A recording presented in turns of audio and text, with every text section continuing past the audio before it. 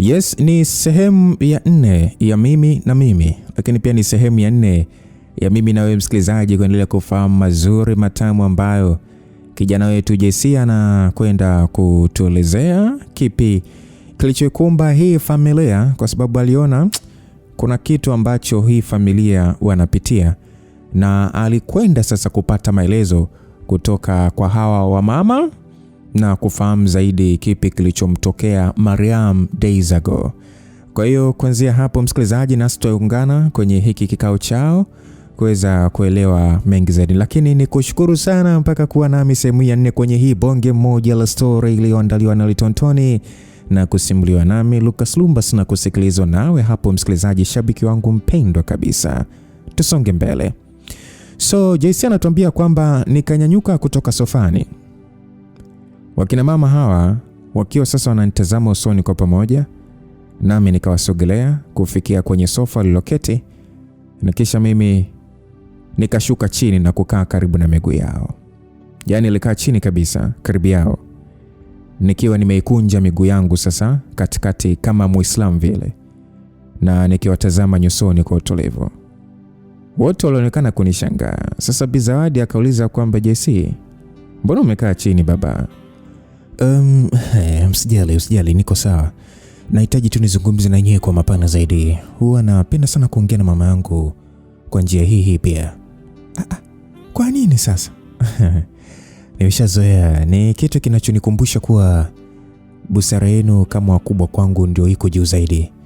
Kwa hiyo lazima niwatazame nikiwa chini. Nilisema hivyo.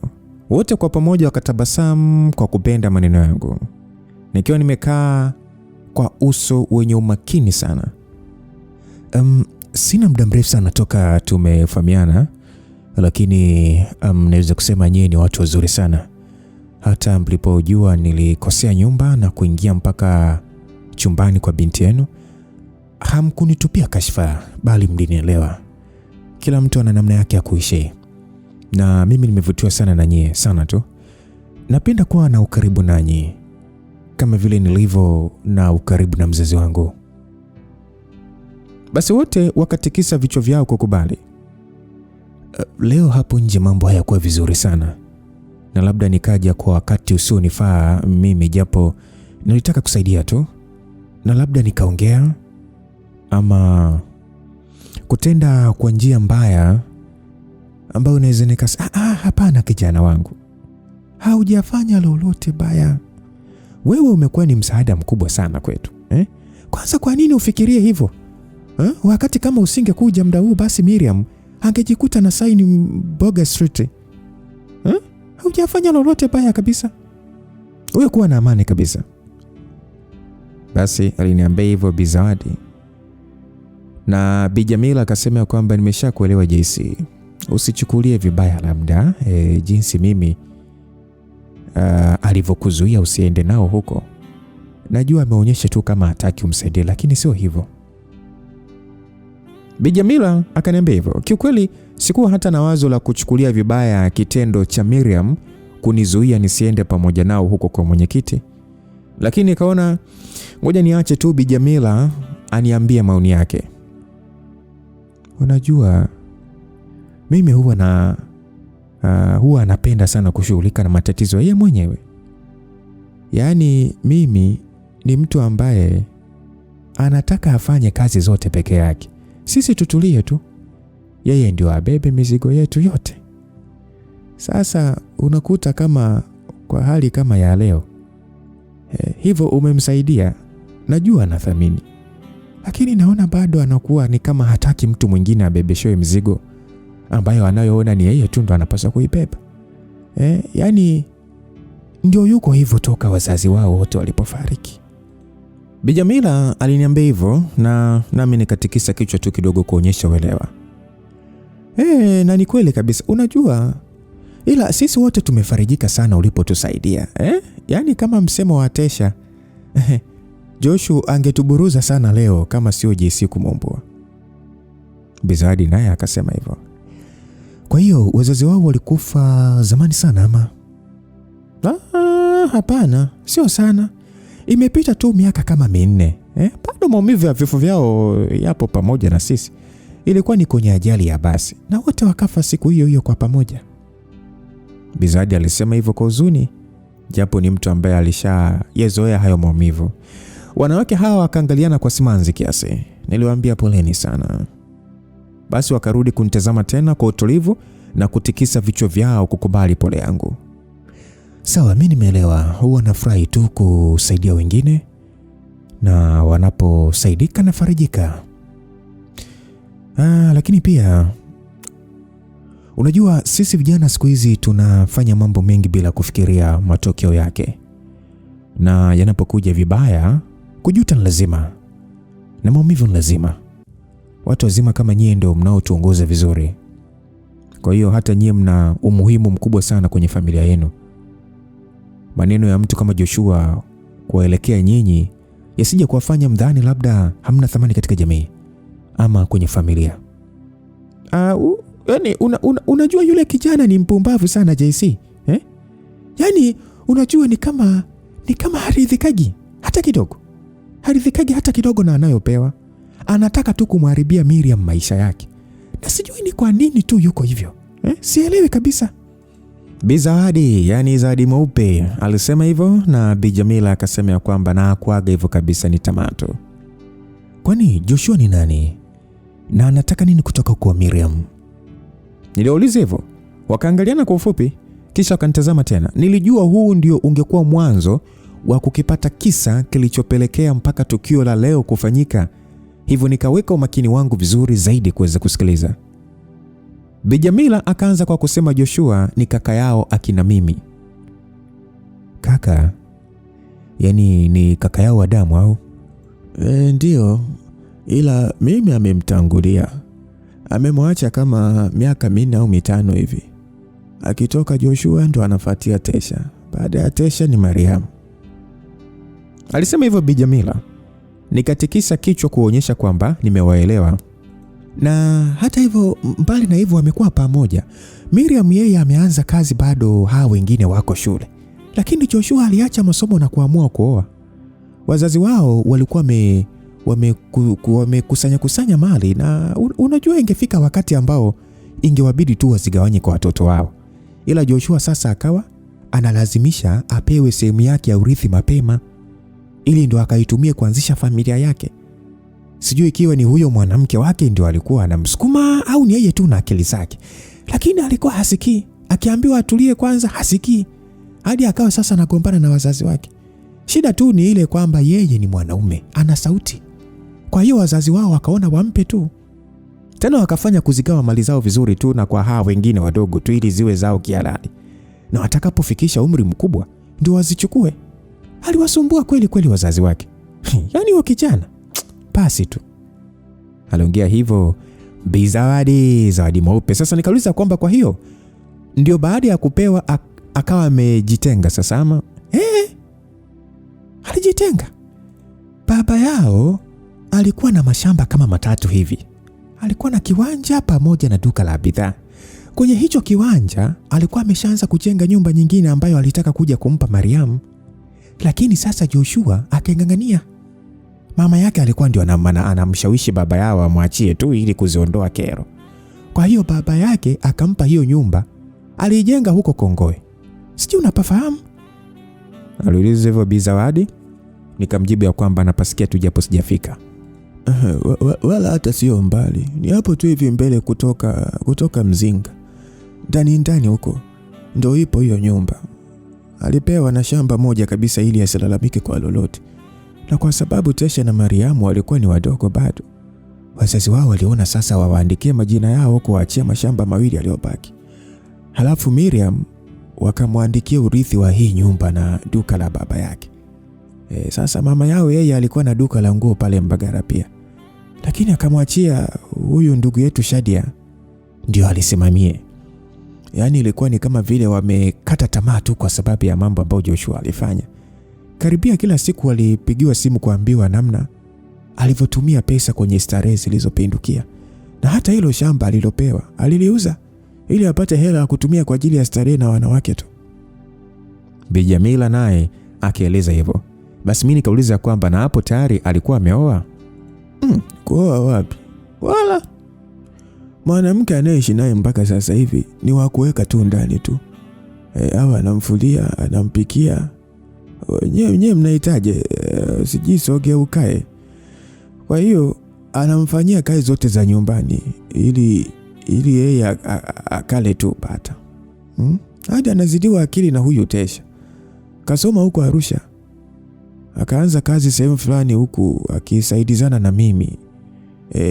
Kulimisha mazao kwenye shamba aliloachiwa nini. Sasa pesa akawa anapata. Sasa yeye Joshua alipoishiwa, inaonekana akawa sasa anatafuta njia kuzipata kutoka huku nyumbani tena. Lakini hakuweza kufanikiwa, maana ya kwake yote alikuwa ameamaliza kwenye upumbavu tu. Ni mtu mwenye hila sana JC. Wazazi wao walipofariki kwenye ajali, ilikuwa ni kama vile amefunga bao la kujisawazisha ili alete vikwazo zaidi kwenye hii familia. Bi Jamila aliniambia hayo. Kwa hiyo sasa nikauliza kwamba kwa hiyo yani alifanyaje? Alifanya mlaghai. Akamwambia Tesha shamba lake. Yani sijui alimlipa mwanasheria au ni nini, lakini JC alifanya vibaya sana. Yani hiyo akili ya wizi inaonekana yuko nayo toka zamani. Maana wakaja kushangaa tu eti shamba limeuzwa serikalini kama kiwanja kwa jina la Tesha.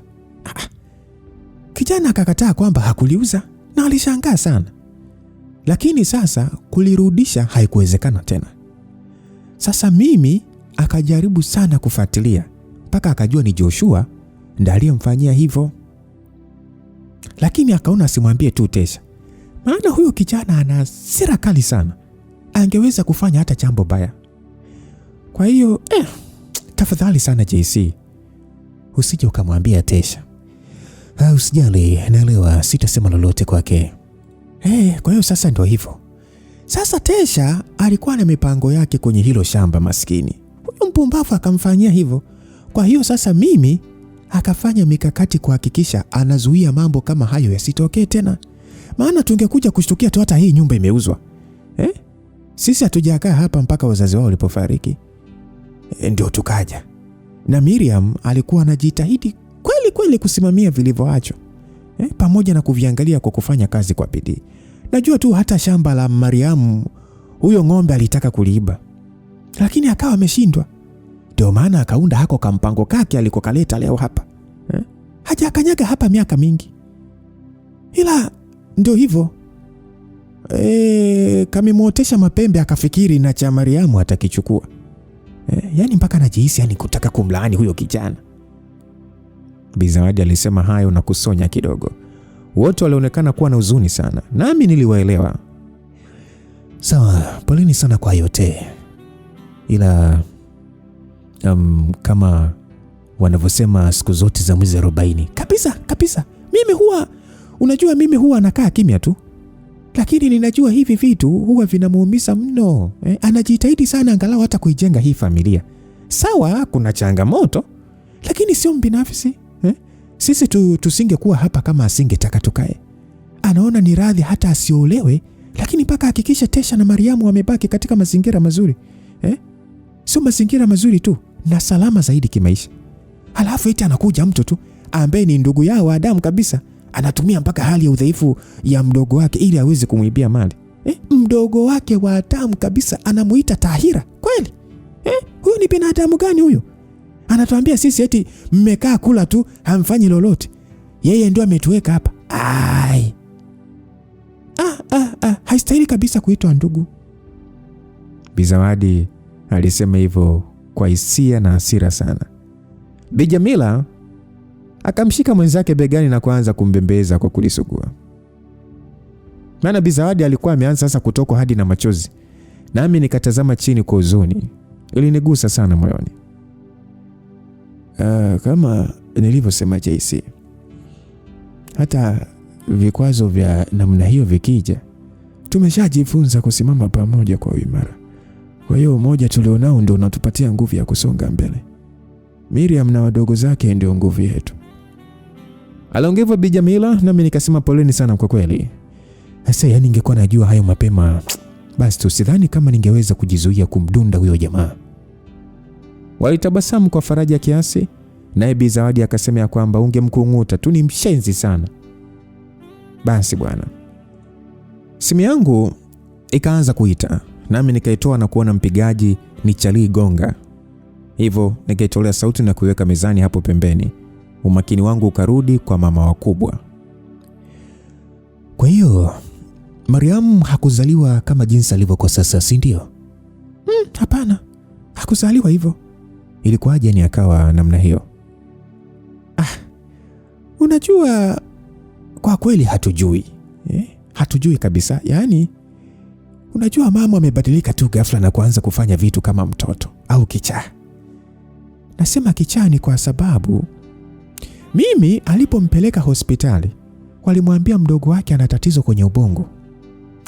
Eti kwa hiyo anatakiwa awekwe wodi za vichaa. Sisi hatumuoni kama kichaa. Mariam ni msichana mwenye akili sana.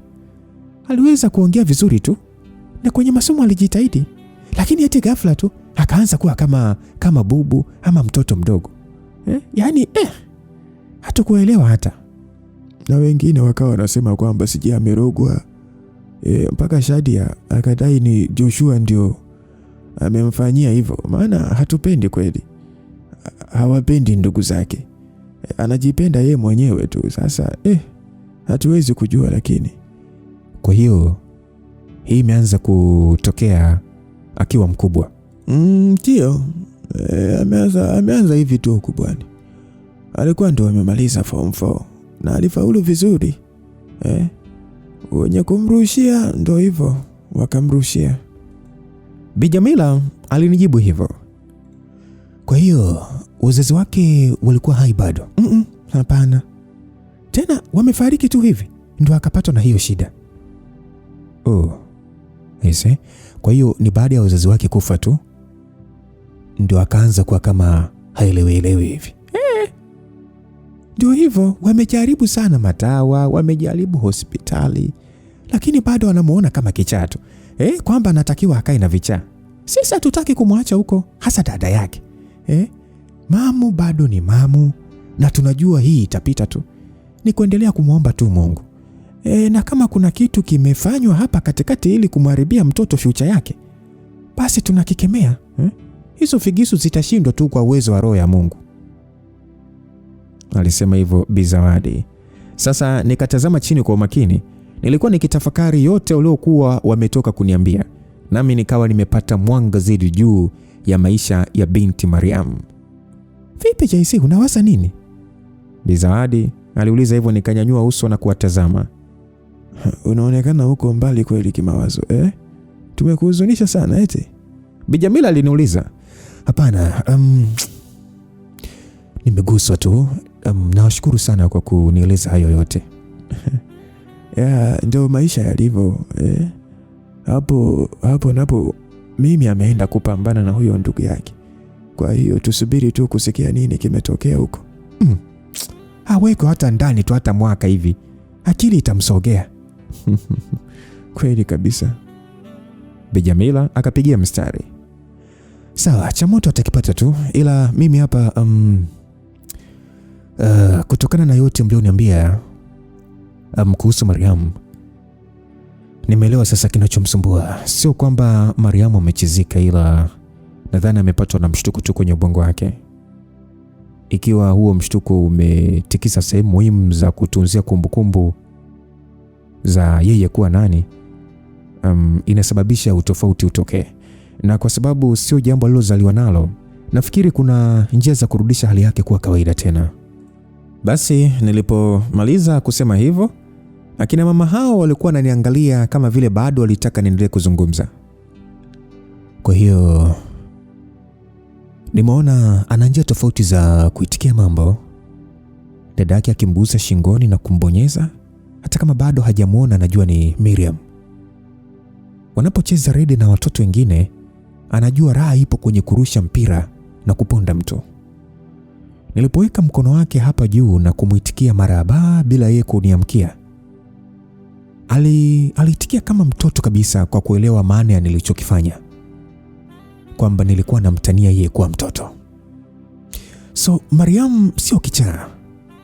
Ubongo wake tu umechanganya taarifa ulizotunza kufikia alipokuwa mkubwa na kuzirudisha nyuma. Kwa hiyo anafanya mambo kama mtoto. Nadhani ikiwa niko sahihi, kilichosababisha huo mshtuko ni maumivu aliyoyapata kwa kuwapoteza wazazi wake wote ndani ya siku moja. Ubongo wake ni kama haukuwa tayari kulipokea hilo. Ndio maana yuko jinsi alivyo sasa hivi. Niliwaeleza kwa utulivu. Wakaangaliana kwa ufupi, kisha Bi Jamila akasema kwamba umeongea vizuri sana JC. Bi Zawadi naye akasema kwamba sana tu mpaka umenishangaza. Baada ya kauli zao hizo mimi nitabasamu kidogo. Umetumia muda mfupi sana kumsoma mamu namna hiyo. Mtu hata anaweza kufikiri we ni daktari. Bi Jamila akaniambia hivyo. Nikaangalia chini kidogo. Kisha nikamtazama kwa utulivu na kushusha pumzi. Nafikiri Bi Jamila ndio akawa wa kwanza kunielewa. Naye akakunja uso wake kiudadisi kiasi, huku sasa akianza kuninyoshea kidole na kuuliza kwamba JC, wewe ni dokta? Nitabasamu kidogo na kutikisa kichwa kukubali. Nafikiri walishangazwa na hilo, nao wakaangalia na machoni. Bi Zawadi akauliza, kumbe? Nikajibu ndio. Ndio maana kumbe uliweza kumuumbua na Joshu. Maana niliwaza lazima ungekuwa tu msomi wewe. Ila sikufikiria kama wewe ni daktari kabisa. Bi Zawadi aliongea hivyo. Bi Jamila akauliza kwamba unafanya kazi kwenye hospitali gani? Nipo pale Muhimbili. Basi wote kwa pamoja wakatabasamu. Bi Jamila akaniuliza kwamba una miaka mingapi kijana wangu? Na miaka 28. Nilidhani unalingana na Tesha labda. Kumbe unamzidi. Na unaonekana ni mdogo kweli kweli. Baada ya Bi Jamila kuniambia hivyo, Bi Zawadi alitabasamu naye akasema kwamba mbona upo huku sasa hivi na uendi kazini? Kwa nini hauendi kazini sasa? Nipo likizo fupi. Ndio nimekuja kupumzika tu huku.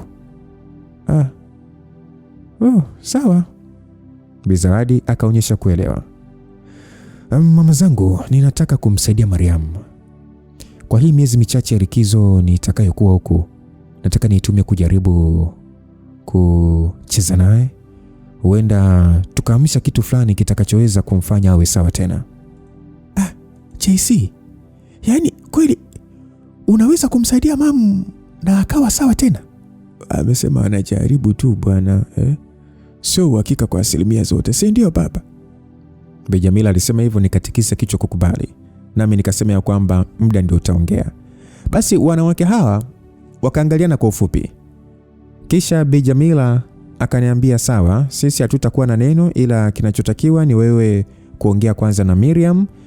Si unakumbuka nilivyosema? Hapendi wengine washughulike na mambo anayoyaona kuwa ya kwake tu kushughulikia. Kwa hiyo ongea naye kwanza, na nafikiri litakuwa ni jambo zuri sana ukijaribu kufanya hivi kijana wangu, na tunakuamini kabisa, na najua Mungu atakubariki kwa wema utakao tuonyeshea. Basi Bi Jamila aliongea hivyo. Bi Zawadi akanishika kichwani na kusema ya kwamba amina katika hilo. Nitabasamu kidogo na kutikisa kichwa kuonyesha uelewa. Moyo ukawa sasa umesuuzika vyema baada ya namna ambavyo jambo hilo lilivyogusa sana hisia, si kwangu tu bali najua hata kwa wanawake hao pia. Nilikuwa nimeshajiandaa vyema kushughulika na binti Mariam ili niweze kumsaidia kuwa na hali ya kawaida tena. Lakini kwanza ningepaswa kudili na dada yake. Na nilijua Miriam angekuwa mwenye utata kukubali msaada niliotaka kuutoa, lakini ningehakikisha na utoa tu, akubali ama akatae. Msikilizaji, mpaka hapa sasa tumeshaanza kujua huyu mwamba ni nani na yupo kwenye hiyo mitaa ya Uswahilini kwa sababu ipi. Jamani, una mpango kuiacha histori katikati? Ngoja tusonge mbele. So baada ya mazungumzo hayo yenye kuchochea hisia pamoja na mama wakubwa, Bi Zawadi akasema angekwenda kuniwekea makande aliyopika ili nile. Nami nikakubali hilo na kisha kurudi kukaa sofani. Wote kwa pamoja walitaka kujua mengi kuhusu daktari wangu. Nami nikaelezea kwa njia nyepesi tu kuhusiana na masuala ya vitengo vya utabibu nilivyohusika navyo, muda ambao nilifanya kazi kwenye hospitali ile, mpaka kufikia wakati huu nilioamua kuchukua likizo fupi na kuja kukaa huko Mbagala. Nikaweka wazi kwao lengo langu la kuja kuishi huku kuwa kujaribu aina tofauti ya maisha niliyozoea kwa maeneo tofauti niliyopitia na kuishi. Kama vile kujisaulisha kwamba mimi nilikuwa daktari. Nimekaa kwenye vyumba vingi vya hospitali na kuzungukwa na watu wengi wenye kuhitaji msaada kwa muda mrefu kiasi. Kwa hiyo nilihitaji kupumzika kidogo ndio nije kuendelea na wajibu wangu kama tabibu kwa siku za baadaye. So kusema kweli, kande ilikuwa ni tamu sana. Nikamaliza na kumshukuru Bi Zawadi, na ni hapo ndio sisi wote tukasikia honi ya gari nje ya geti la nyumba hii. Bi Zawadi akasema kwamba bila shaka huyo angekuwa ni Miriam. Naye akataka kwenda kufungua geti, lakini nikamwomba nimsaidie kufanya hivyo ili atulie tu ndani hapo. Akakubaliana na hilo. Nikaangalia muda kwenye simu yangu na kuona ilikuwa ni saa 9 alasiri sasa. Ikionyesha Miriam na Tesha walitumia muda mrefu sana huko ofisini kwa mwenyekiti.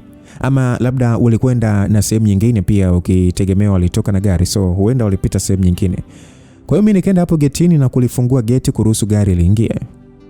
Basi mpaka ndani, nami nikafunga tena geti. Sasa nipokuwa ndio nimemaliza tu kulifunga, nikaangalia gari hilo na kumuona Miriam, Tesha pamoja na Shadia wakiwa wameshashuka. Wanawake hao wakiwa wananitazama usoni kwa umakini, huku Tesha akija niliposimama.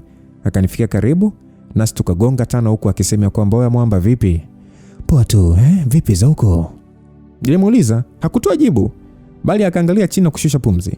Kisha akapigisha ulimi wake kidogo mdomoni kama vile kuonyesha amevunjwa moyo na jambo fulani. Naye akageukia upande aliosimama Miriam.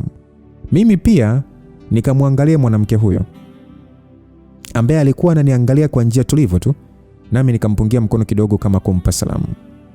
Sasa Shadia akaniuliza kiutani ya kwamba wewe JC vipi? Akina shangazi wameshakugeuza Getman. Nitabasamu na kumwambia kwamba na mshahara wameshanipatia. Basi akacheka kidogo na kumwangalia Miriam. Lakini mwanamke huyo alikuwa serious kama vile amemeza chura au nini. Naye akaelekea tu ndani. Shadia akatoa mifuko fulani yenye kujaa vitu vingi ndani ya gari hilo na kumfuata Miriam ndani huko. So mimi nilibaki mimi na kijana Tesha hapo nje. Vipi mambo yanaendaje? Yaani JC mwanangu, sister anazingua. Imekuwaje tena? Yaani kafanyaje? Hamjamshtaki nani huyo jamaa? Umeona mwanangu? Yaani hata wewe mwenyewe umetegemea tungemshtaki wa fala mwanangu afungwe. Sasa mimi si ni mama huruma tu. Kawaambie tu amwachie. Tesha aliongea kwa sauti iliyoonyesha kuudhika kwake. Yaani kawaambia wamwachie? Yaani ni kama vile amemwambia msamaha au? Yaani mizunguko tu kaka. Hilo fala limemtukana hapa. Lingeiba issue ya mama. Afu eti tu anaenda kumwambia eti Mzee Ahmadi wamwachie jamaa. Yaani mwanangu, unajua ni mwanangu, yani imenidis sana mwanangu, yani basi tu yani. Labda anaona kumfunga ndugu yenu haitafaa. Kwani ameongea naye? Joshua ametoa makamasi hapo yani. Ndio mimi sasa akamwonea huruma eti. Wamwambia lakini wasije kusikia amezusha fujo wala chochote kile tena. La sivyo watamfunga bila kujali huruma za dada. Yaani mwanangu yani, unajua mimi nilikuwa natamani hata aende na akanyee debe leo. Basi tu mwanangu. Tesha alisema hivyo. Nitabasamu kidogo. Asa dada yako sio mtu wa visasi inaonekana. Halafu anajali sana familia yenu. Nyie wote yani. Hata kama huyo Joshua kapotea, muelewe tu na umunge mkono, sawa? Yaani mwanangu yani bado unanikera sana bana. Yaani unajua mimi nitaka nini muone huyo bwege yani amevaa karoti leo. Nije kula kuku mimi.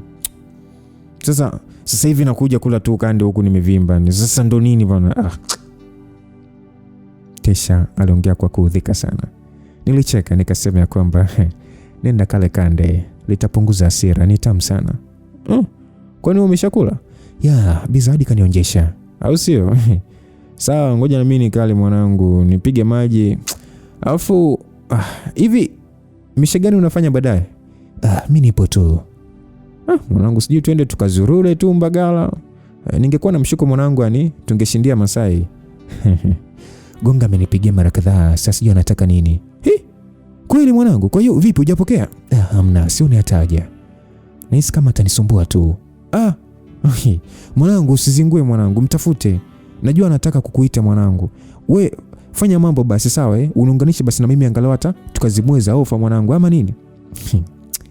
Tesha, unapenda kunywa sana wewe. Sio sana kaka, ila hizi ofa kabambe mwanangu sio za kupitwa. Fanya mambo basi hata tuilambe hiyo ofa mwanangu. Alisema hivyo na kuniwekea ngumi usawa wa kifua changu. So mimi nikaigonga kwa ngumi yangu pia na kusema ya kwamba ya bwana, wewe nenda kale bwana, tutashtuana baadaye. Waambie mama wakubwa nimeondoka, tutaonana tu hata kesho. Tesha akasema poa kaka. Basi tukaachana kia aina hiyo, nami nikarudi moja kwa moja mpaka ndani kwake Ankia. Kwa upande wangu nilikuwa nimeijaza akili yangu mambo mengi kutokea asubuhi hii. Lakini sasa angalau ilikuwa imepewa wepesi kiasi baada ya kuzungumza na Bi Zawadi na Bi Jamila kuhusiana na familia yao. Kilichokuwepo sasa ilikuwa ni kutafuta muda mzuri wa kuongea na dada mkubwa, yani Miriam, kuhusu swala la tatizo lililomwathiri mdogo wake. Na ndio ningeanza kweli kumsaidia Mariam.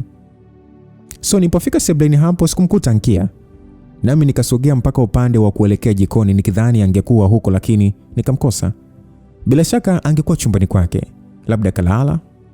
Na nilipokuwa sasa nimeamua tu kuelekea chumbani kwangu ili nikapumzike, mwanamke huyo akaniita kutokea chumbani kwake. Nami nilitikia. Sauti yake ikasema ya kwamba vipi, ndo umerudi? Nikasema ya, ndo naingia. Basi sauti yake ikasikika akisema ya kwamba funga basi mlango alafu uje. Yaani mlango wa sebule ama? Kuna nini tena huko wewe? Niliuliza kiutani, nikasikia kicheka tu na akasema ya kwamba bwana njoo. Basi tayari nilikuwa najua mambo ya kutarajia nikienda chumbani kwa mwanamke huyo. Na kikweli kwa muda huu nilikuwa na muhemko ufaao kukutana nayo hayo mambo. Sasa unajua si ni ile kuvutiana tu sana na mwanamke huyo aliyekuwa amenielewa kupitiliza. Kwa hiyo kama alitaka nimpe alichokitaka sasa hivi, nilikuwa nimeamua kumtolea uvivu. So nikaenda kufunga mlango, yani kufunga kwa funguo. Hiyo ikiwa ndio maana yake. Na nilijua hivyo. Maana mlango ulikuwa umefunga, lakini kitendo cha kuniambia nifunge nilielewa ni kufunga kwa funguo. Nikaenda mpaka kwenye mlango wa chumba cha mama mwenye nyumba wangu. Nami nikaufungua na kuingia humo ndani. Kilikuwa ni chumba chenye upana kiasi, kukiwa na kitanda kikubwa cha 5x6, kabati la nguo na stendi ya chuma ya kuning'iniza vitu kama nguo na mikoba, shehena ya kuwekea viatu na dirisha kubwa tu ukutani lililofunikwa kwa pazia refu na kuacha upande mmoja tu ndio uwe wazi kupitisha hewa bila shaka.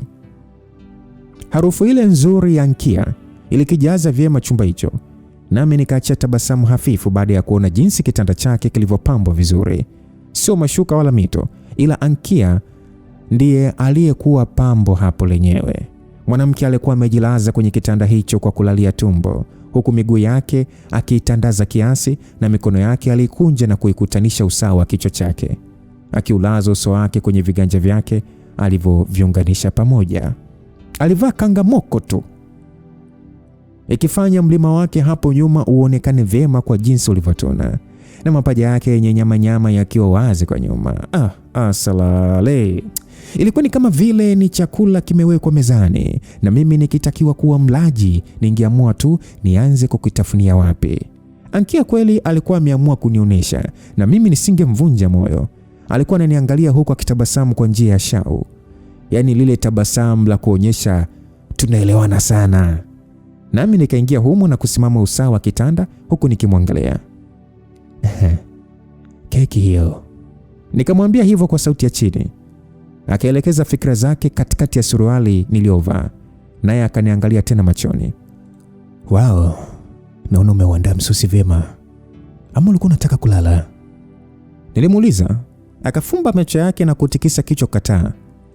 Nikakaa kitandani usawa miguu yake, nami nikaanza kutembeza vidole viwili kwenye mguu wake wa kushoto kwa kuvipandisha kuelekea pajani. Sio siri Ankia, umenona. Asante. Nina njaa ujue, njaa kula hiki chakula chako. Ila nahitaji kujua kama itakuwa ni salama kula mpaka mwisho. Ni salama, we kula tu. Aliniambia hivyo, huku sasa nikitekenya mguu wake. Nilimuuliza, kweli chombo ni safi? Imetakata kabisa. Oh, kwa hiyo nijilie tu. Yote yako baba. Bwana Msikilizaji, unajua aliendelea kutulia na nikimwona ni namna alivyoibana na kuachia midomo yake mara kwa mara, nami sasa nikaamua kukatisha maneno ili sasa nianze kushughulika kweli kweli na hiyo keki. Na nilimtendea haki mwanamke mpaka akawa sasa anaomba po kila mara. Alikuwa anaongea maneno ya Kiingereza na kikabila cha Ozaramo, raha ikiwa imemkolea haswa, na kuna haka kamsukumo kalikunishawishi niendelee tu na mimi mpaka kufikia sehemu ya mridhiko, nayo ikaja na kuachiwa. Si alisema ilikuwa ni salama kabisa sasa mimi nikaishushia ndani kwa ndani kweli kweli. Ukishasema ni salama it means yupo safe days. Na sio siku salama tu, bali chombo nikisema je ni kisafi inamaanisha hakina magonjwa yoyote na yupo siku salama. Kwa hiyo baada ya kujua tu hilo, niliweka ndani kwa ndani kweli kweli. Ikafuata sasa ile sehemu ambayo tukishamalizaga hiyo kitu tunaanza kuona wenzetu kuwa kama nguruwe. Ila hapana, sikumuona Nkia kama nguruwe. Ni uchovu tu wa raha niliopata, maana ni muda mrefu kiasi sikuwa nimejiachia namna hiyo. Nimefanya uhuni mwingi sana kiasi kwamba hata tu kumwambia mtu mimi ni daktari haikuonekana kuwa kweli. Maana madaktari hupendaga kujionyesha wana aina fulani hivi ya utakatifu, lakini ndio watu ni wakatili na wachafu zaidi hapa duniani. Natania tu. Natania. Basi riadha yangu na Nkia ikawa imeishia hapo. Angalau kwa wakati huu nikaanza kupitisha ganja changu usoni kwake, naye akaingiza kidole changu kimoja mdomoni mwake na kuanza kunyonya. Jasho lake na langu lilifanya ngozi ziteleze kwa namna tulivyoibana miili yetu. Hapo vipi, umekaa sawa? Nilimuuliza hivyo baada ya kukitoa kidole mdomoni mwake. Akaniambia, una mapigo matamu sana JC. Hata uko vizuri, utanifanya nioge kwa mara ya pili. Nilimwambia hivyo. Alionekana kuchoka kwa kuwa aliendelea kulala namna hiyo hiyo, huku sasa akinitazama kilegevu. Nilimwambia kwamba makeke yamepungua sasa, au sio? Ngoja mimi nikaoge basi. Akaniambia tangulia nakuja. No. Wewe tulia tu, mimi naenda kuoga kwanza alafu ndio utafuata wewe. Kwa nini tusioge wote? Bwana macho mengi. Hapo nani anatuona sasa? Alafu wewe si huwa hujali watu, unamwogopa nani sasa? Simwogopi mtu.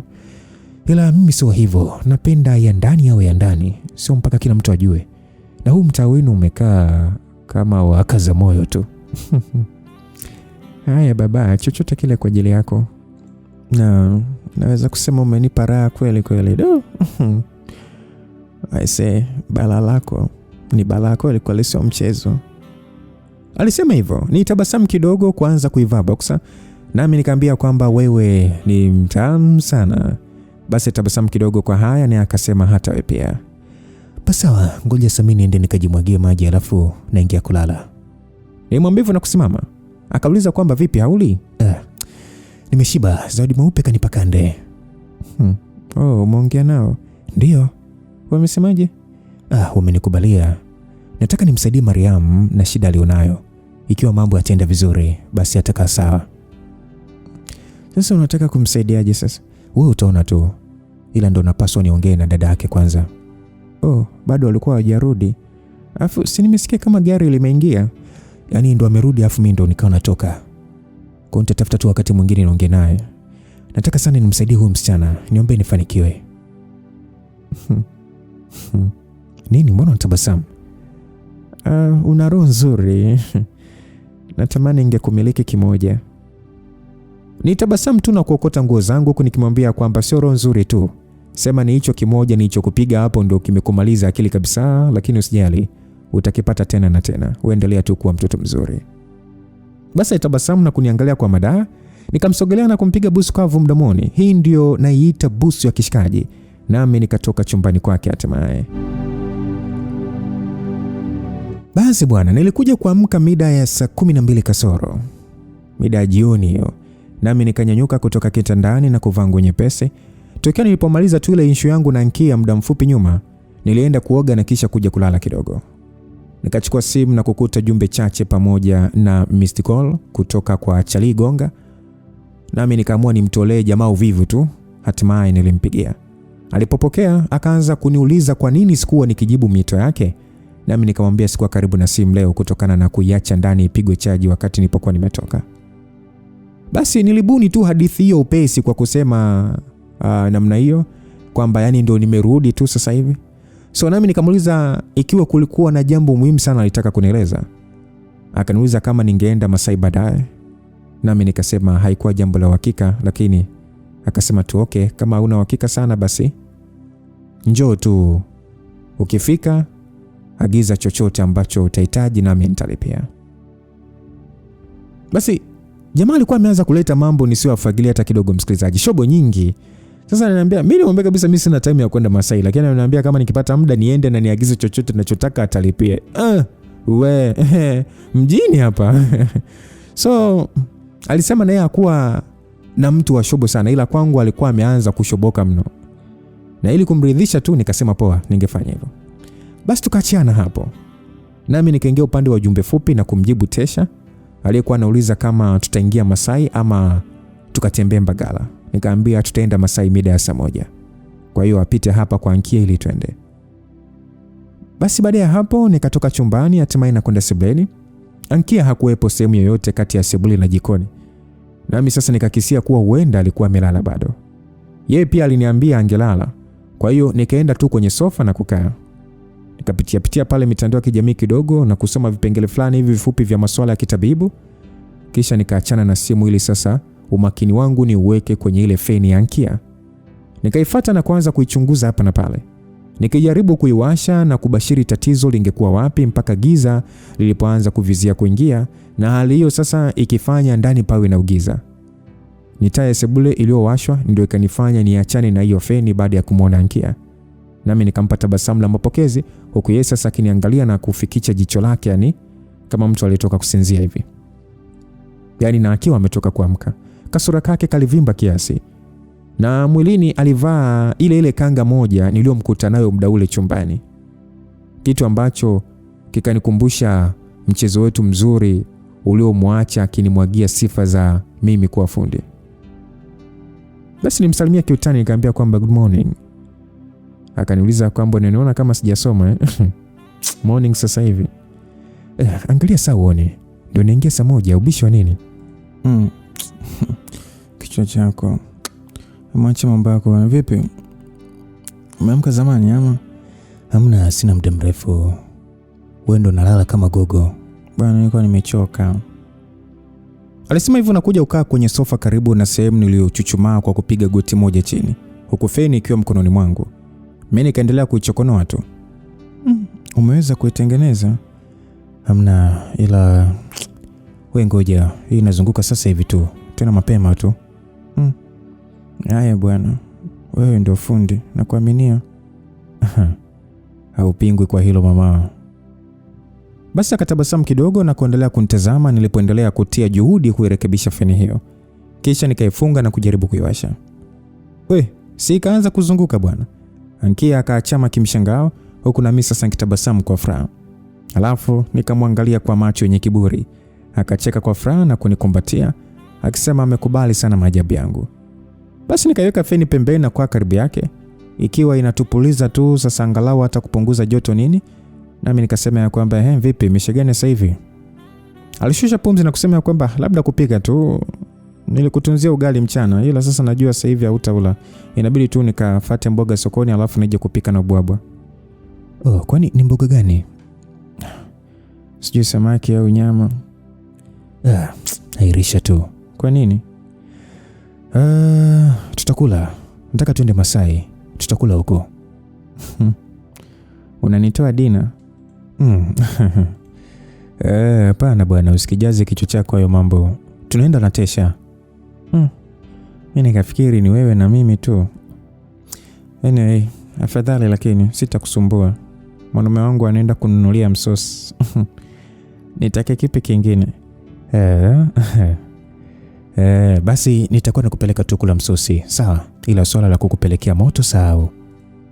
Jamani ila wewe. Nini sasa? Sautaki kingine la msosi?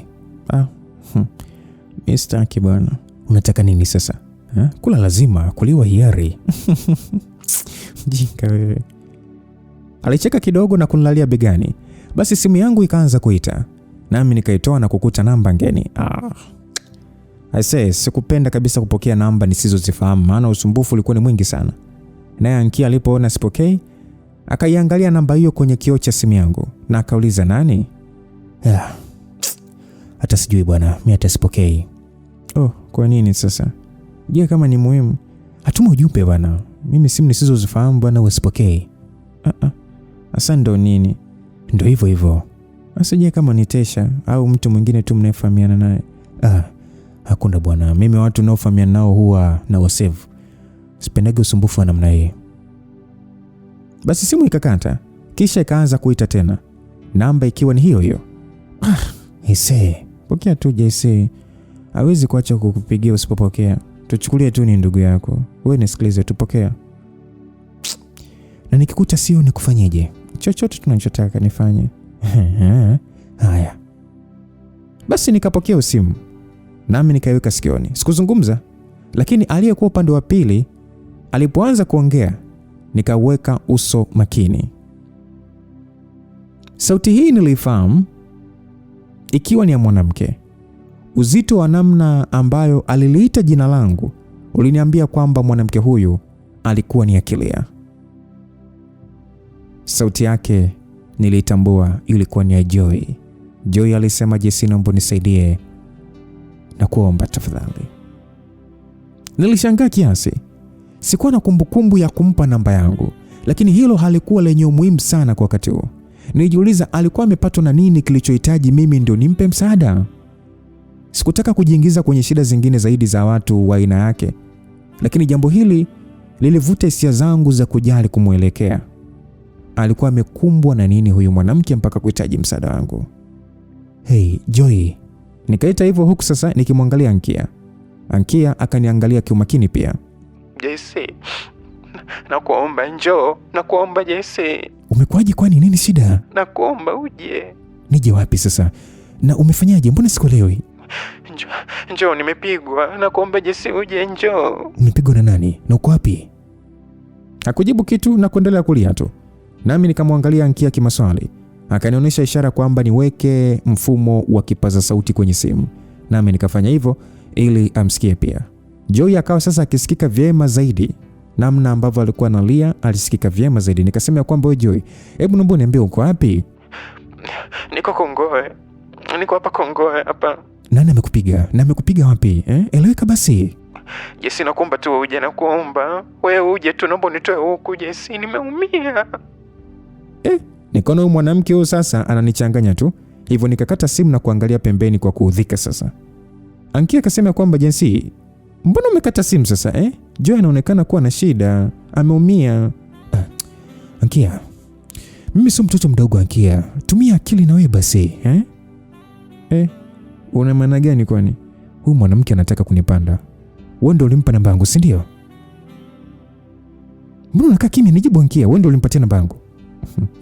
Alichukua namba yako kwangu, ni hiyo juzi. Alichukua aliponisimulia mliowafanya chumbani kwako. Achana nayo. Huyu mwanamke anataka tu kunizoea vibaya. Na mimi ujuzi nilikuwa nimeelewa, ndio maana nikafanya naye. Sasa hapa ataanza kunisumbua kijinga tu bwana. Hasa je kama amepigwa kweli? Labda yuko kwenye hali mbaya. Wewe. Asingekuwa ananifahamu angempigia nani sasa? Sijui, labda mabwana zake. Awapigia wao sasa. Nilisema hivyo kwa kuudhika. Simu ikaanza kuita tena, ikiwa ni Joy. Nami nikakata upesi. Nikaiweka namba hiyo ya Joy kizuizi, yani nilipiga block ili isinisumbue tena. Haijalishi alikuwa anamwaga vipi machozi huko alikokuwa. Ankia akatulia tu, akiona namna ambavyo hali hiyo ilikuwa imenikera sana. Nami nikamwambia afanye kujiandaa kabla Tesha kuja ili tuelekea Masai kujichangamsha kidogo.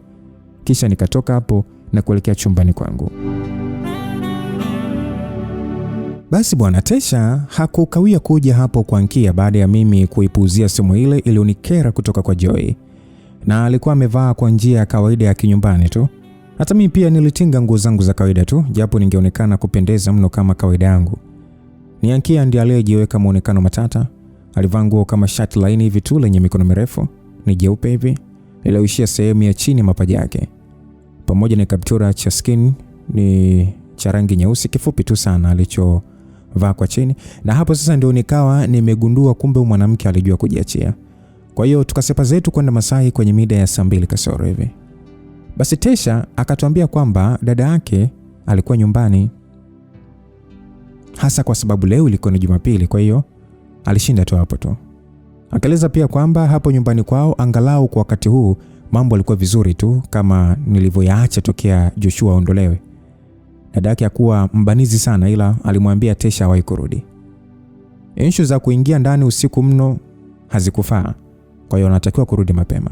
So nami nikamwambia kweli leo tusingekaa muda mrefu, tunatakiwa kwa kurudi. Basi Ankia akawa amemwambia kuhusu swala la Joy kunitafuta, na Tesha akasema nilifanya la maana kumpuzia kwa kuwa angenisumbua mno, na tayari alikuwa ameshanishauri juu ya sababu iliyofanya kwa nini kumpuzia Joy iwe muhimu. Basi tukafika Masai na kukaa sehemu iliyokuwa na viti vifupi tu vya mbao vikizunguka meza pane ya mbao kwa pande mbili. Watu walikuwa wengi sana leo, ikiwa kawaida ya weekend. Mhudumu alipofika nikamwambia aketi karibu nami ili kumpa maagizo kwa njia ambayo asingesahau. Na baada ya kuelewa akaondoka. Basi tukaendelea kutulia tu, huku baadhi ya watu waliopandwa na pombe wakiwa wameshaanza kucheza. Ankia akinongoneza sikioni kuhusu namna watu walivyotuangalia na kunifahamisha fulani ni fulani. Na muda si mrefu vinywaji vikaletwa. Chupa 3 za dompo baridi pamoja na glasi zikagawanyishwa kwetu na huyo mhudumu, kisha akaondoka. Tukamimina kila mtu kwenye glasi yake na kuanza kunywa. Tukifanya sasa maongezi yenye kufurahisha, na taratibu muda ukawa unaenda. Hazijapita dakika nyingi, wakaja wanaume vijana hivi wawili wakiwa wamebeba sinia pana lenye vyakula hapo. Kulikuwa kuna chips kavu nyingi, mishikaki ya ng'ombe mingi pia pamoja na nyama za kuku. Tesha akanitumia ujumbe kuuliza ikiwa tungekula alafu tukimaliza tukimbie. Maana alihofia hakukuwa na pesa ya kutosha, na kuniuliza ikiwa ni Chaligonga ndiye aliyelipia. Nikamwambia hapana. Sikuwatoa hapa na Ankia kwa udhamini wa mtu yeyote. Hii yote ilikuwa ni mimi.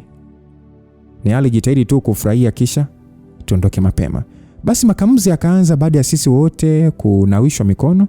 Nilielewa kuna vitu vingi sana vingesemwa hapo Masai hata kuhusu haka jambo kadogo tu tulikofanya. Maana Tesha alisema fitina nyingi zilijaa sana sehemu hiyo. Niliangaliwa mpaka ilikuwa inakera. Tukakata muda hapo mpaka ikafika kwenye saa 4 hivi na nusu. Sasa vibe la dompo likiwa sasa limeshanipanda kiasi, nami nikaletewa jambo jipya. Mhudumu yule aliyetuhudumia jana pale VIP hadi Tesha akaanza kumchokoza. Akawa amekuja hapo tulipokuwa na kuniinamia sikoni, kisha akasema kwamba nimeambiwa nikuletee hii. Alinishikisha kitu kama karatasi hivi kwenye kiganja changu, nami nikaitazama kwa njia ya kawaida tu. Hakuondoka, akasimama nyuma yangu kama vile anasubiria jibu. Nikaifungua hiyo karatasi, ikiwa ni bandiko dogo tu la kwenye chupa ya bia, na upande mweupe ulikuwa umeandikwa maneno ya kwamba njoo VIP, nina shida na wewe. Haya. Huyo angekuwa nani sasa? Ni Chaligonga ama hapana. Angenipigia tu simu. Huyo angekuwa ni mtu nisiyemfahamu. Ama labda nilimfahamu lakini kwa hapo nisingejua ni nani. Basi fikra za haraka ikawa ni kwamba ni Joy. Nami sasa nikamwangalia Tesha na kukuta ananitazama kwa wale macho ya kuuliza vipi. Nikampa ishara huyo mhudumu kuwa ainame nimsemeshe. Na aliponikaribia nikamuuliza kwamba nani amekupa hii. Mhudumu akanijibu kwamba mke wake bosi, yani mke wa bosi wetu. Nikamuuliza yani bosi yani mke wake Chali ama? Mhudumu akatikisa kichwa kukubali. Nikauliza nani? Ni yule Joy ama? Mhudumu akasema sio Joy, mke wake bosi kabisa, ni sijui anaitwa nani. Hii kizungumkuti. Ankia sasa kaniuliza vipi? Hapo sasa tumachoto wake tukiwa sasa tumeshaanza kuwa lege. Nami sasa nikamwambia kuna mtu huko VIP ananiita mke wa Gonga.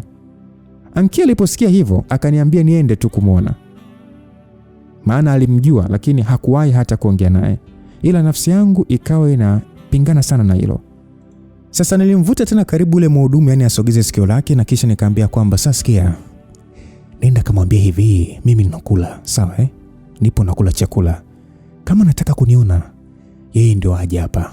Asipoweza basi haya, nenda. Mhudumu akaondoka zake. Ankia akasema kwamba hadi mke wa Gonga ashaanza kutuma wajumbe. Ankia alisema hivyo. Tena aliniambia hivyo sikioni. Nikamuuliza kwamba yako unamjua vizuri? Ankia akasema yupo hivi mwembamba kidogo vila, anakaa shape mzuri tu. Anapendaga sana kukaa huko juu akijaga hapa. Basi mimi nikapiga tu fundo dogo la waini. Ankia akasema kwamba si ukamuone. Hili iweje sasa? Atakuwa anakutaka. Mimi simtaki bwana. Hebu kula tondoke bwana. Basi Ankia akacheka na kunilalia mgongoni, kisha akaendelea kula. Tesha akanitumia ujumbe kuniambia kwamba niwe mwangalifu sana kwa jambo lolote lile ambalo ningejiingiza kufanya na watu wake Charlie Gonga. Nami nikamwambia sijali. Nilikuwa macho ese. Dogo pia alikuwa makini, hata ingawa kwenye kukubali bia za ofa kutoka kwa watu hao lilikuwa ni jambo rahisi kwake, lakini alikuwa makini sana. Ni baada tu ya dakika kama 2 kupita na ule mhudumu akawa amerudi tena. Zamu hii akanipa karatasi kingine tena. Nami nikahisi kukerwa. Alikuwa ameshaanza kunichoresha kwa watu, maana wajanja wangejua tu kwamba alikuwa anatumwa kwangu. Na mimi nitaka hiyo ikome. Nikaifungua karatasi na kusoma. Karatasi iliandikwa kwamba njoo, pametulia zaidi huko. Kuna issue muhimu sana nataka tuongee, nitagharamia oda zako zote hata ukitaka. Wewe njoo. Karatasi ikasomeka hivyo. Nikawaangalia wenzangu na kuona wananitazama usoni kwa makini. Nami nikasimama na kumwambia huyo mhudumu aende zake. Sikuhitaji msindikizaji. VIP nilipajua. Basi nikatoka na tembe yangu ya kujiamini tu, nikiwapita watu walioserebuka hapo, na nilipofika usawa wa sehemu ya DJ, nikakuta ni Bobo ndiye anayeongoza mitambo. Alikuwa pia ameshika mic na kufanya kama ni UMC hivi. Na baada ya kuniona na kuja upande wake, akaelekeza sifa kwangu. Sasa Bobo akasema kwamba oyo vibe kama lote, mchina huyo, kasimama mchina huyo, kelele kwake. Sasa Bobo alikuwa anasema hivyo sasa akinionyeshia kwa watu. Na kweli shobo zikaanza kutoka kwa watu ambao hata sikuwafahamu. Wanawake wakiwa sasa wanatoa sauti za shangwe. Nikacheka kidogo tu nilipomfikia na kumwambia kwamba oya, acha basi mwanangu. Naye akagongesha kiganja chake kwenye changu kabla ya kumpita na kwenda upande wa vyoo.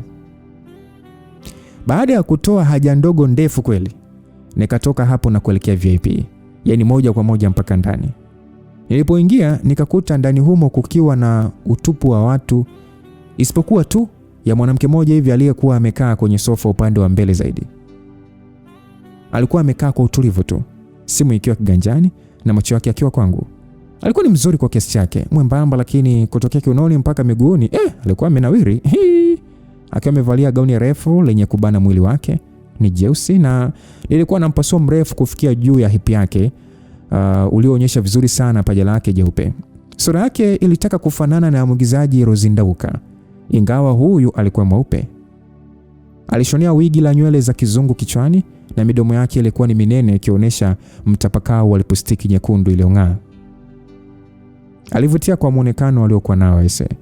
Wadhifa wa kuwa mke wa mwenye Masai na hoteli kubwa kutoka pande za Buza ukimfaa kabisa. Lakini hakuwa Hamisa Mobeto. Nilimuona kuwa wa kawaida tu na nilitaka kujua alichohitaji kuzungumza na mimi ili niondoke haraka. Basi aliniambia kwamba ingia, mbona umesimama huko, njoo. Alisema hivyo, sauti yake ikiwa na utulivu tu, nami nikauachia mlango na kusogea mbele kidogo. Vipi, wewe ndio unaniita? Ndio, ni mimi. Mpaka kusumbuana sana. Si ungekuja tu mara ya kwanza nipo mtuma huyo. Sikujui, ndio maana. Kwani kwa sasa hivi umenijua? Ama ni ile tu kwamba nitalipia kila kitu ulichoagiza ndio imekunyanyua? Sikuja hapa nikitarajia kulipo chochote na mtu yote, umenielewa Naomba ongea shida yako kisha niondoke. Nimwambia hivyo kwa sauti ya umakini kidogo. Akachia tabasamu la hukumu fulani hivi, nami nikaona na dharau tu. Unaitwa nani? Nilibakia kimya tu. Mimi ni Betha. Naimiliki sehemu, sio mimi tu, namiliki pamoja na mume wangu. Kwa hiyo unataka nini? Inaonekana una kiburi sana Ese. Nilifanya hivyo kwa kupiga ulimi mdomoni nami nikageuka ili sasa niondoke. Unajua kwamba mpenzi wako amevamiwa? Aliniuliza hivyo. Nikageuka na kumtazama. Wamemvamia. Wamempiga vibaya sana. Hadi polisi wameitwa. Mbona sasa unazungumza nini? Mpenzi wangu gani? Lazima utakuwa nao wengi. Kwa hiyo kukuchanganya ni rahisi. Niliendelea tu kumwangalia. Naye akasimama na kuanza kuja upande wangu. Alikuwa mrefu. Na alizidishwa kwa viatu vya kuchuchumia alivyovaa. Kwa hiyo huna habari yoyote kama Joyce amevamiwa? Joyce? Yaani Joy? Amevamiwa wapi? Huko Kongowe. Kwa hiyo umeniita hapa kuniambia kwamba Joy amevamiwa. Sijui amepigwa. Yaani kwa nini? Si ni mpenzi wako? Sio. Sijui watu watamkoje yani. Joy ni mpenzi wangu mimi. Okay, sawa, ni mpenzi wangu. Akipigwa na kuhusu nini? Yaani wewe unataka nini? Nataka ujue kwamba mimi ndio nimewatuma hao watu wakamvamia. Aliniambia akiwa serious tu. Kauli hiyo ikavuta umakini wangu. Yaani singekuwa mazingira, ningehakikisha wanamuua. Wewe kijana ni mjinga sana. Unashindwa vipi kujua kwamba mpenzi wako anatembea na mume wangu na ukamdhibiti? Tena kwa jinsi ninavyosikia ni kwamba unajua kabisa. Lakini umetulia tu. Kwa nini? Kwa sababu unamwogopa Gonga ama? Aliongea hivyo kwa hisia kali. Wewe umesikia kutoka kwa nani? Naomba unisikilize. Sipendi mchezo. Sawa? Kama unafikiri Gonga ndio wa kuogopa, umekosea. Niogope mimi hapa. Kila kitu anachofanya Gonga kinapita kwangu. Na sitaki aguswe na malaya yoyote yule. Yeye ni mume wangu tu. Usipoangalia na wewe nitakuja nikuumize vibaya sana kwa sababu unaendekeza sana unafiki tu wa kipuuzi. Huna hata aibu. Yaani mwanamke wako anatoka na mwanaume wangu alafu umekaa tu. Alisema hivyo. Sasa msikilizaji, huyu mwanamke unajua alikuwa ni mjinga ama hivi ni mjinga ama sio? Nibaki nikimtazama tu kwa mkazo sana. Nimekwambia ni mimi ndio nimefanya hivyo. Ili usangaika kutafuta nani kampiga. Sawa? Na ushahidi hauna kama ni mimi. Na nakwambia tu ili nikuonye. Wewe na huyo malaya wako. Na waonya. Habari zenu zote ninazo. Nikija kusikia tena na waua nyie wote. Sijui unanielewa? Alisema hivyo. Nikatazama chini nikiwa najaribu kuelewa hali ya huyu mtu mbele yangu. Akanipiga begani kidogo na kusema ya kwamba wewe umenielewa. Nikamnyoshia kidole kwa njia ya hasira na kumkazia macho kiukali. Akabaki kunitazama tu kwa ujasiri. Na wewe nisikilize.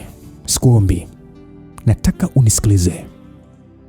Kama una kawaida ya kutengeneza drama kwa kufanya vituko vya kijinga na unataka kuitengeneza na mimi hapa, nitaicheza. Unanielewa? Sipendi ujinga. Unanipotezea muda kuniambia vitu visivyonihusu. Sijui umefanyaje, sijui utafanyaje ili iweje sasa. Kama unataka kufanya fanya. Kwani mimi nikuzuia? Sitaki ujinga bwana. Narudia tena, sitaki ujinga. Hunijui sikujui. Ila ukitaka kunijua na mimi, endelea kunichikonoa. Kwa hiyo unajifanya sana unaniweza mimi, si ndio? Na nitakuharibu vibaya mno. Niguse tena uone. Nilimwambia hivyo kwa ukali. Akabaki kuniangalia tu. Hivi wewe. Yaani unaonekana eti nimempiga mpenzi wako. Kwa hiyo unataka nikusaidie nini sasa? Ama unafikiri mimi nitakupigia magoti? Tena yaani waambie na hao waliompiga Joy waje kwangu. Walete kwangu na mimi wanipige. Sawa? Nilimsemesha hivyo kwa ujasiri. Akawa sasa ananiangalia kama vile bado hanielewi sijui. Na mimi hapo tayari nilikuwa nimeshapandwa na hasira. Yaani mtu kweli unakosa kazi yani. Unakaa kufanya michezo ya kipumbavu tu. Tuko kwenye movie hapa. Haya ni maisha. Darling, hata upige na kuua malaya wangapi, mme wako atatoka nje tu. Unang'ang'aniza ujinga. Eti nakwambia ili nikuonye, mpumbavu wewe. Kwani mimi ndo natoka na huyo mme wako?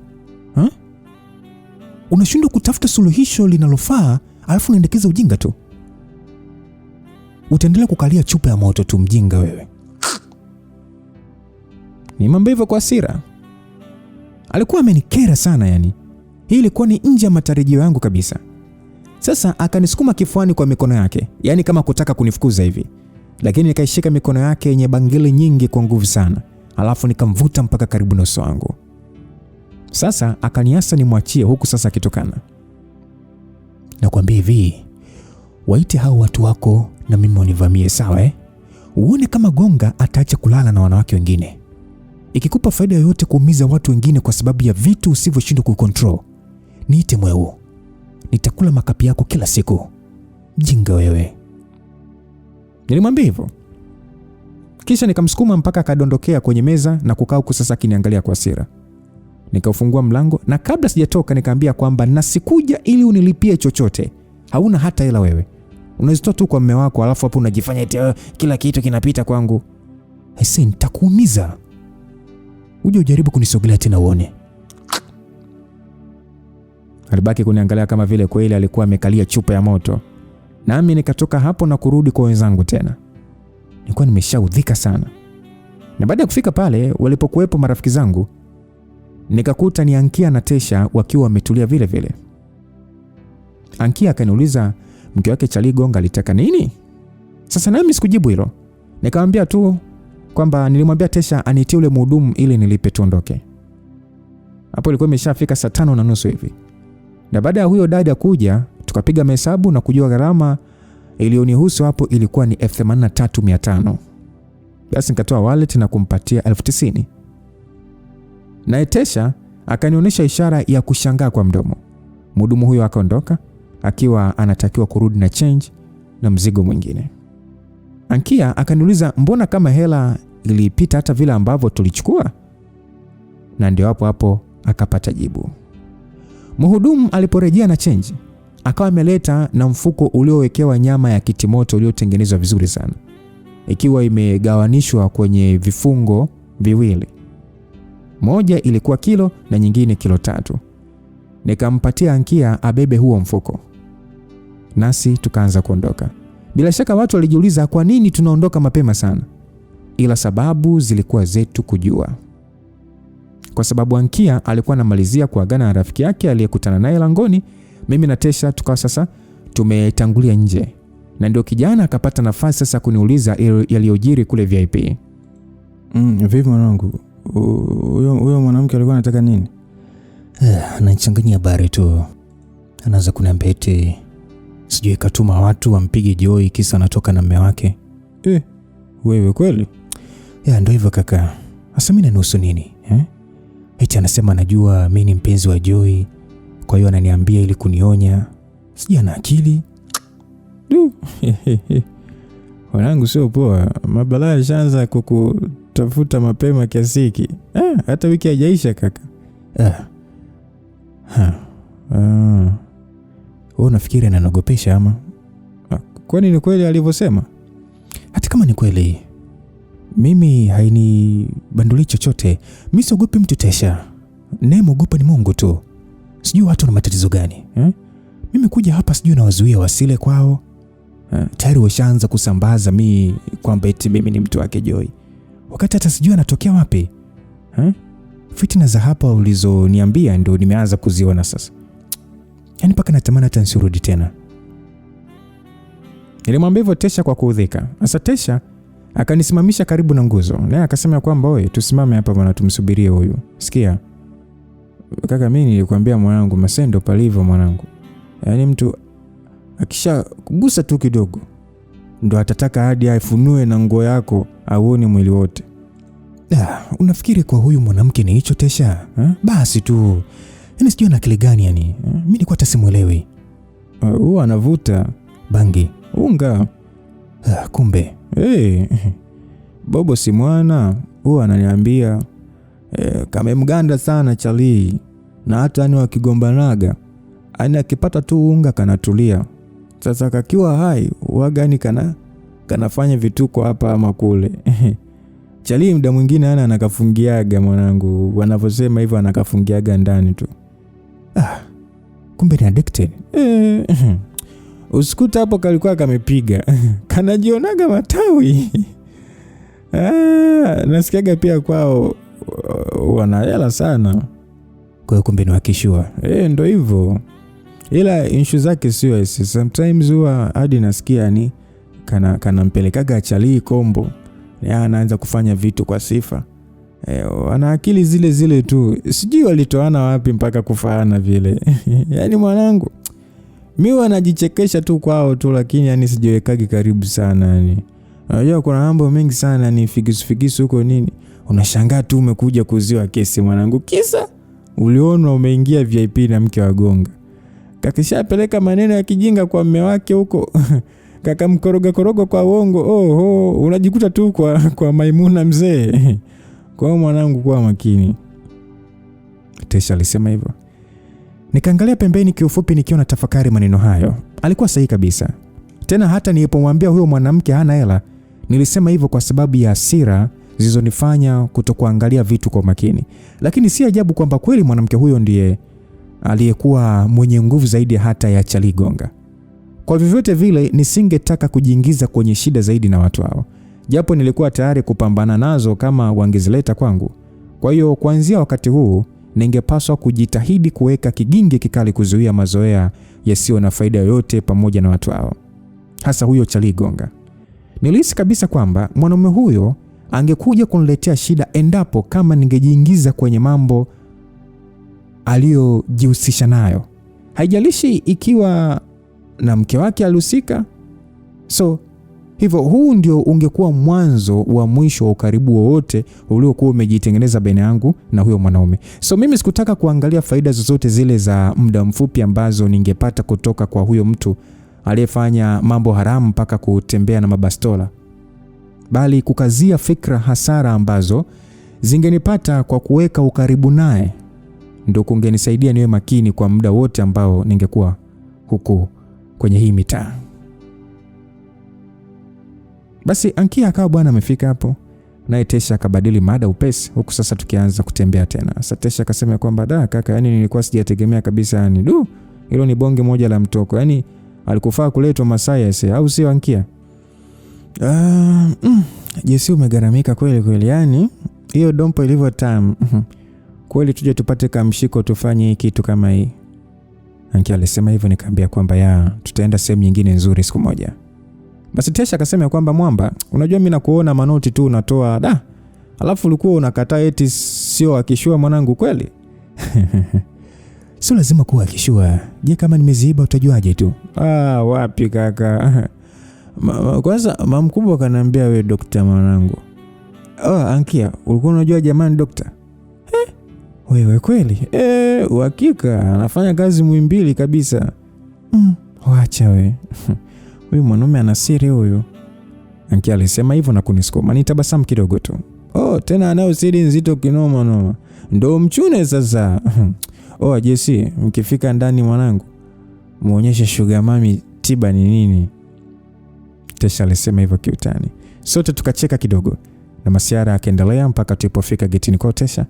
Nikachukua mfuko aliobeba Ankia na kutoa nyama kitimoto kilo 1, nami nikamwambia Tesha apeleke hiyo kilo 3 kwao ili wakajikamulie pia. Akasema Mariamu angefurahi kweli maana alizipenda. Na ndio lilikuwa lengo langu.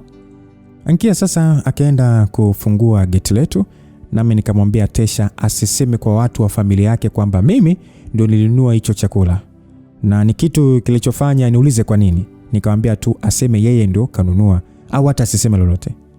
Maana kutokana na maelezo ya mama zake wakubwa kumuhusu Miriam walionipatia leo, sikufikiria hiki ni kitu ambacho dada yake angefurahishwa nacho. Yaani kujua ni mwanunulia kitu fulani. Lakini sikumwambia Tesha kuhusu hilo. Naye akaridhia tu kwa hicho nilichomwambia na kwenda kwao baada ya kuagana kirafiki. Ankia wangu alikuwa ananisubiria getini, nami nikajiunga naye na kuelekea ndani. Mwanamke alionekana kutosheka kiasi na dompo moja aliyokuwa amekunywa, maana alikuwa na uchangamfu kweli. Akinikumbushia kuhusu namna ambavyo watu walikuwa wanatazama sana kwa macho yenye husda nami nikamsaidia tu kuingiza vitu nilivyotakiwa kuingia navyo ndani na kufunga mlango. So nilipokuwa tu ndio nimemaliza kufunga mlango na kugeuka kumwangalia, nikakuta akiwa sasa ameinama karibu na sehemu yenye extension iliyochomekea nyaya za TV na kingamuzi, akionekana kutaka kuweka simu yake chaji. Sasa kuinama kwake kulifanya shati lake lipande juu na kufunua mapaja yake mpaka kalio lililostiriwa kiasi tu na kiboxer skin chake nini. Mambo yangu sasa bwana yakaanza kupanda. Tena alianza kupanda bila kupenda. Alikuwa anahangaika kuichomeka simu, yani kuchomeka simu waya sijui. Sasa nami nikaa namwangalia tu kwa matamanio kiasi. Akamaliza kuweka simu yake na kusimama vizuri tena. Na akaniangalia na kusema kitu fulani ambacho sikukazia fikra haraka. Vipi? Mbona umesimama tu hapo? Naam. Nimekuuliza mbona umeufunga mlango? Hauendi kujimwagia kama kawaida yako? Nimeona uvivu hata kwenda kujimwagia. Feni itanihusu.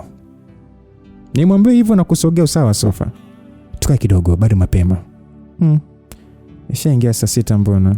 Alafu na wewe unapendaga kulala mapema. Vipi leo? Sijachoka hivyo. Aliniambia hivyo na kunipita. Alikuwa akielekea upande wa chumba chake. Kalio lake likitikisika si mchezo. Nami nikamwambia kwamba kumbe unataka kuchoka ndio ulale. Akanijibu bado nimechangamka. Vipi? Nikusaidie? Nilimuuliza. Akawa sasa amefikia mlango wake na kunigeukia. Naye akatabasamu na kuuliza kwamba unisaidiaje? Nikamfuata mpaka kufikia hapo aliposimama na kusema ya kwamba kukuchosha. Akasema haya nichosha tu.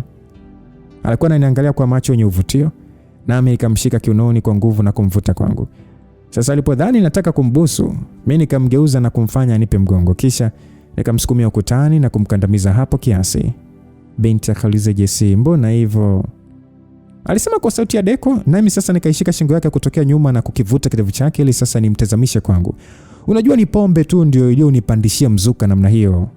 La sivyo nisingejishughulisha naye kabisa. Kwa hiyo hiki kingekuwa ni cha kuchoshana tu haraka.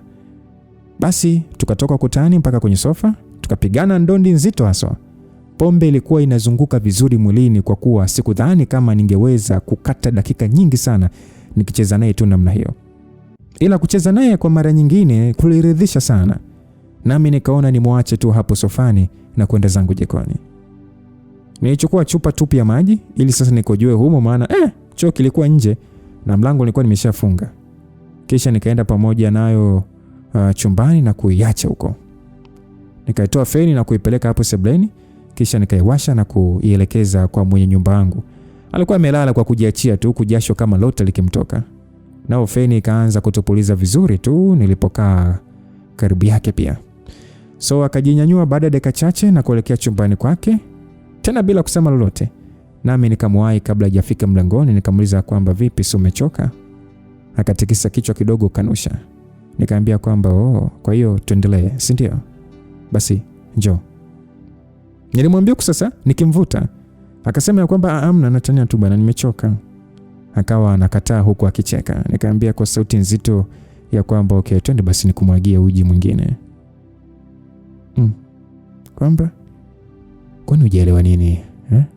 Twende nikakumwagia uji mwingine, lakini uji si wa moto. Ni wa unyevunyevu tu. Ila wewe staki bwana. Alisema hivyo sasa akicheka. Akakimbilia chumbani kwake na kufunga mlango. Nami nikasema njoo bwana tuchoshane bwana. Mimi sijachoka, njoo tuchoshane. Akasema wewe choka tu mwenyewe.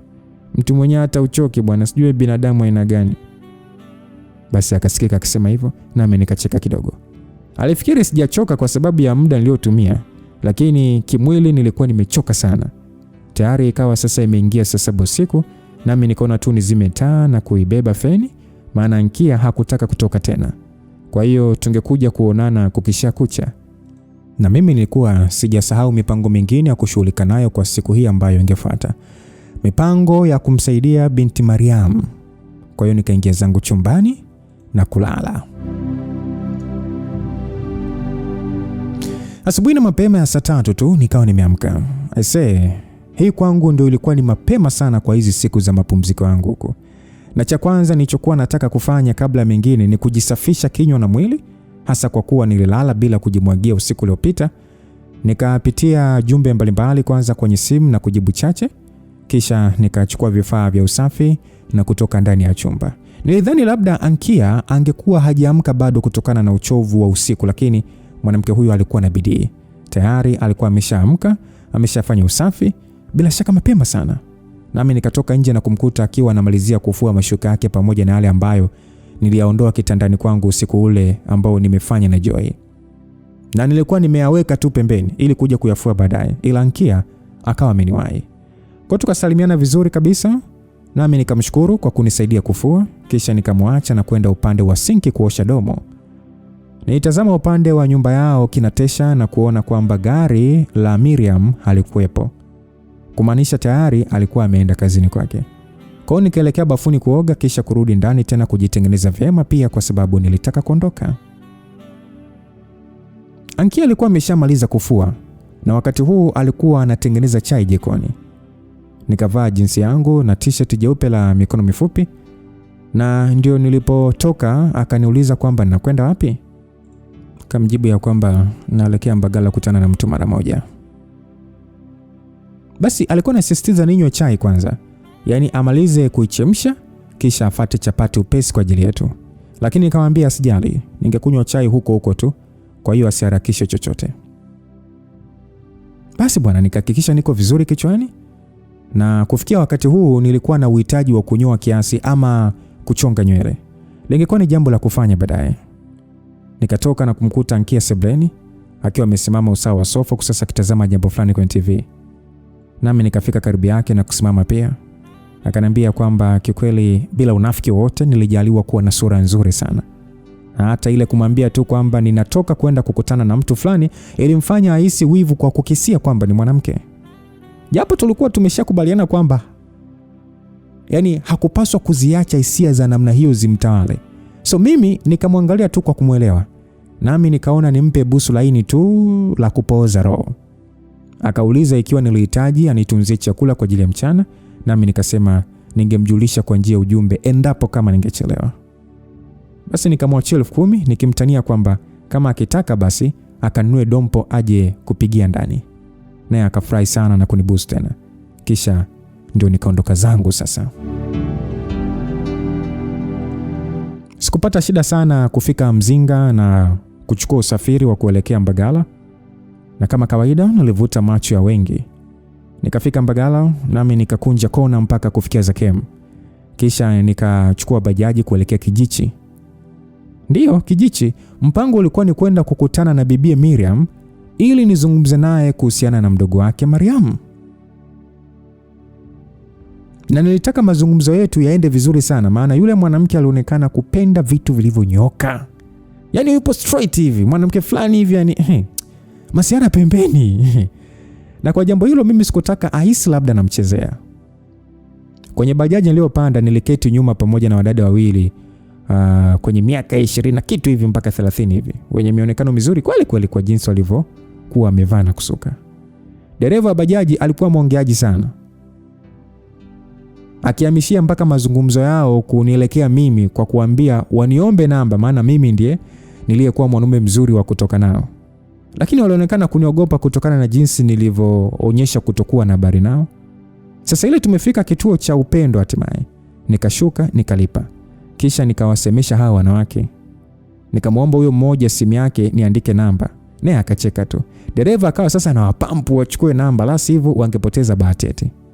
Mwenzake na huyo dada aliyeona aibu hakupoteza muda na kunipa ya kwake. Nami nikaandika namba yangu na kumrudishia, kisha nikamwambia ni text. Halafu nikaanza kuondoka. Nilifanya hivyo kwa sababu kiukweli wanawake hao walikuwa na wazuri, ila sikuwa na nia yoyote ile ya kutoka nao. Nia yangu ilikuwa ni nyingine tu.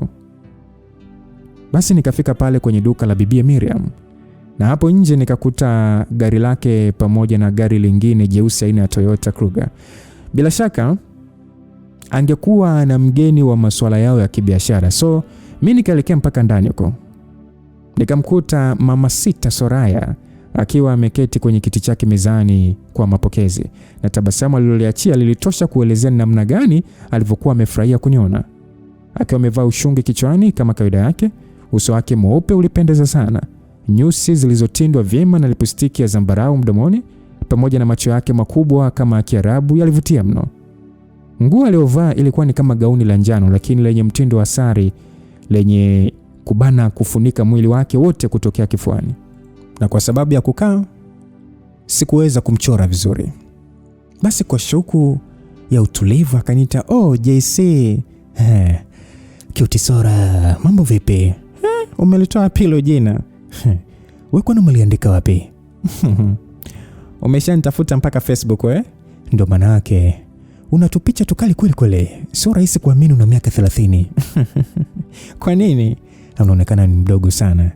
Upo sahihi kujiita cute. Na mimi sasa hivi nitakuwa nakuita Sora. La wewe.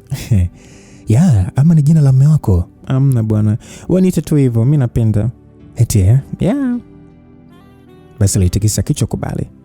Ni hapa ndio simu yangu ikatoa mtetemo kutokea mfukoni mwa suruali yangu kuashiria kuna ujumbe umeingia. Nami nikaitoa ili kuona ni nani. Na mimi itabidi nikutafute FB nijue una miaka mingapi. Soraya akaniambia hivyo. Nikatabasamu kidogo na kusema kwamba itakuwa vizuri. Basi nikaona ujumbe huo ulioingia kwenye simu kutoka kwa namba ngeni. Aliyetuma alisema kwamba mambo, nami nikakisia kuwa huenda ni ule mwanamke wa kwenye bajaji. Na wewe lazima uwe tu na tupicha tuzuri FB. Nitakuona tu. Hamna hata mbaya huko. Labda mdanganye mtu ambaye hajawahi kukuona.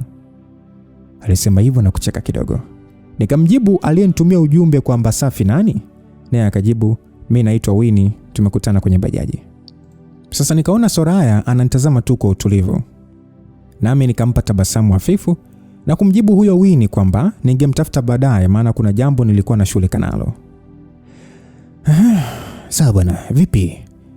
Bosi wetu yupo na mgeni nini? Umekuja kuonana naye? Ya, nimekuja kuongea naye. Itabidi kusubiri tu, si ndio? Ya, ila ngoja tu nimpigie nimwambie kwamba ana mgeni hapa mwingine. No, hapana, acha tu. Mimi nitasubiri. Na sisi tupige stori zetu kwa huo muda. Za nyumbani. Ila wewe, nzuri tu. Ndio kanichunia jana. Saa ngapi? Jana nilikutext mida ya saa 4 hivi, lakini hata kunijibu. Kweli? Itakuwa labda zikufika, lakini pole. Haina shida. Kwa hiyo kaumia sana, lakini no, wala hata sikuumia. Sema tu anyway. Nitafidishia hilo kwa chochote utakachotaka. Wanaume bwana. Msikilizaji, nilipenda sana alivyofanya macho yake aliposema hivyo. Na kikweli niliweza kuhisi uvutio wangu kumuelekea ukiongezeka. Nikaanza kumtamani sana mwanamke huyo, ikiwa ni hisia iliyojijenga upesi sana.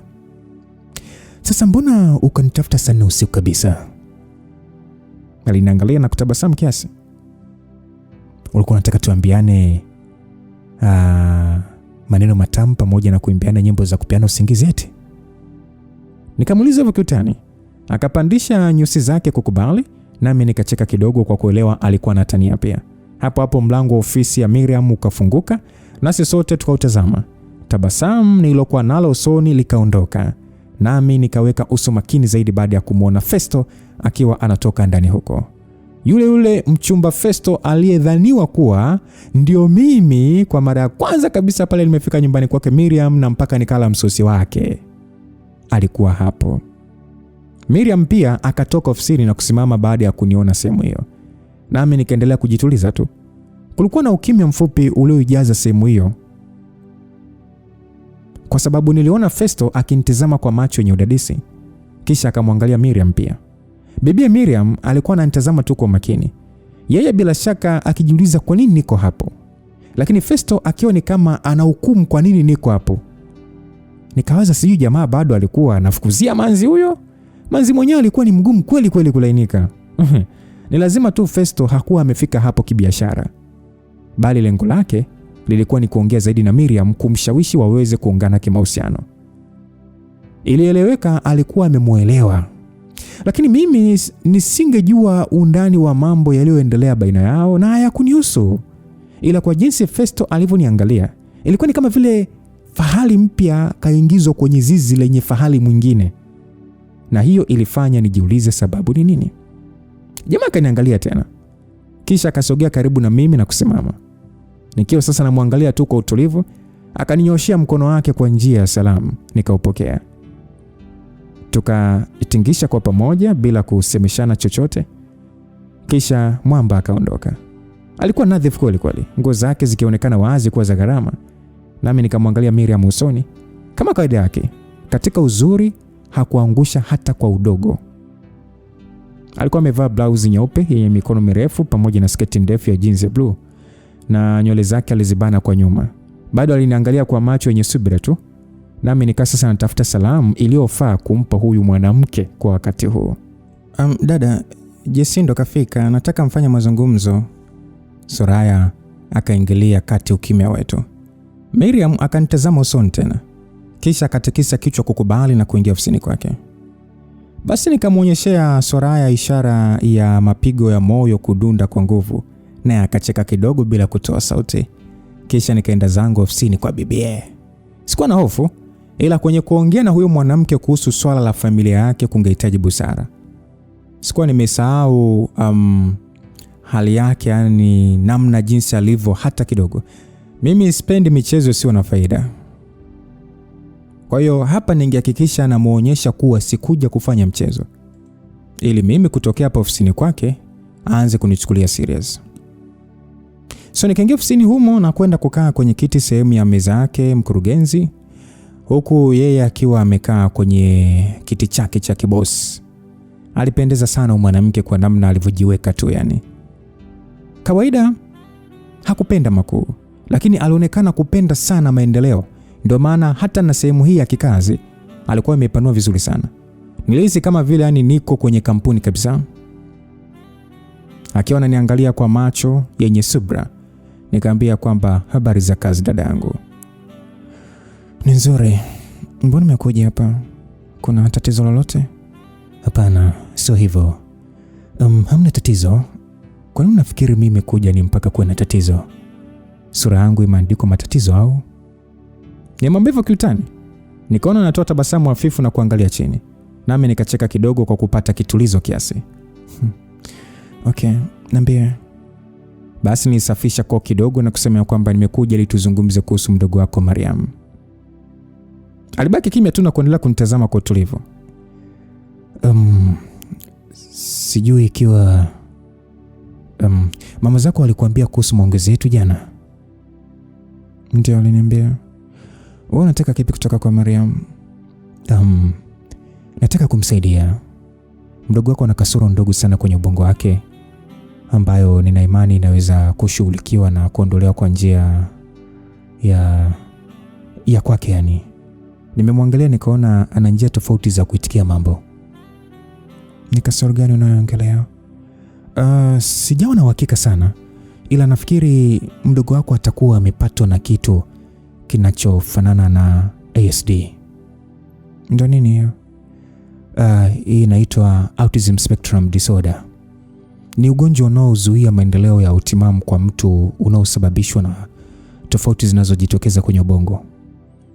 Wanaokuwa na hii kasoro huwa na matatizo ya kuwasiliana ama tabia na mapendezi yanayojirudia, na njia zao za kujifunza zinakuwa tofauti sana na ukawaida wa watu wengine.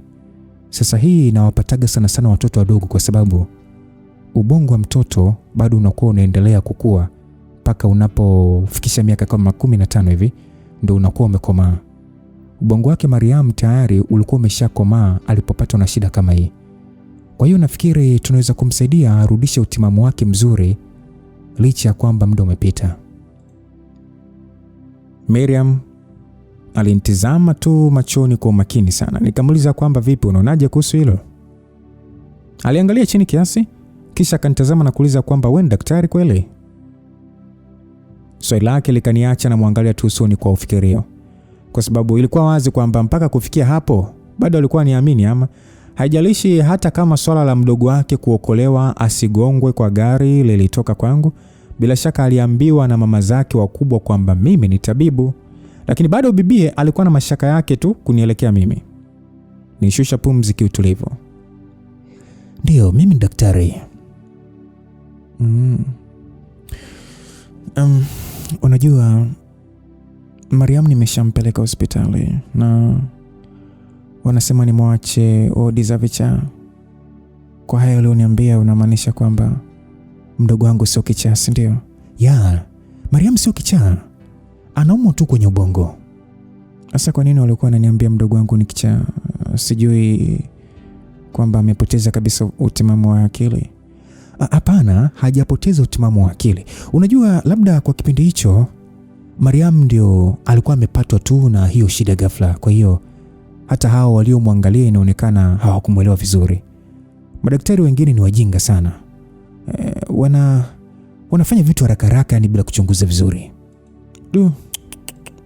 Kumbe. Ya, hilo usijali. Mariam anaweza kusaidika tu. Ninaomba tu nipe ruhusa ili niweze kumsaidia.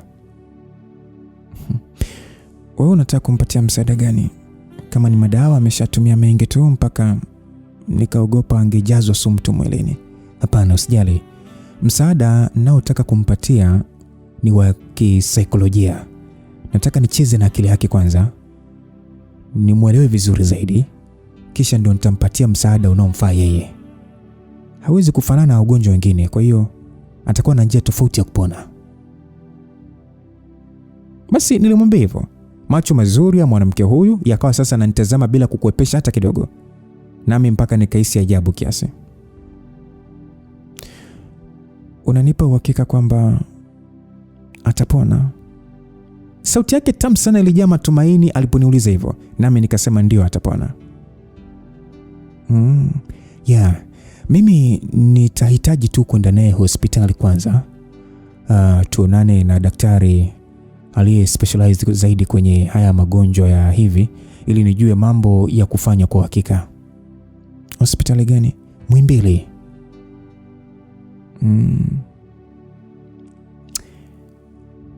Okay. Aliniangalia na kunijibu hivyo kwa macho yenye makini. Najua alikuwa anajaribu kusawazisha wazo la mimi kwenda na mdogo wake sehemu ya mbali. Ile hali ya kutokuamini bado ilionekana wazi. Tutaenda pamoja na Tesha ukiona ni sawa. Maana wewe unakuwa kazini. Vipi, unaonaje hilo?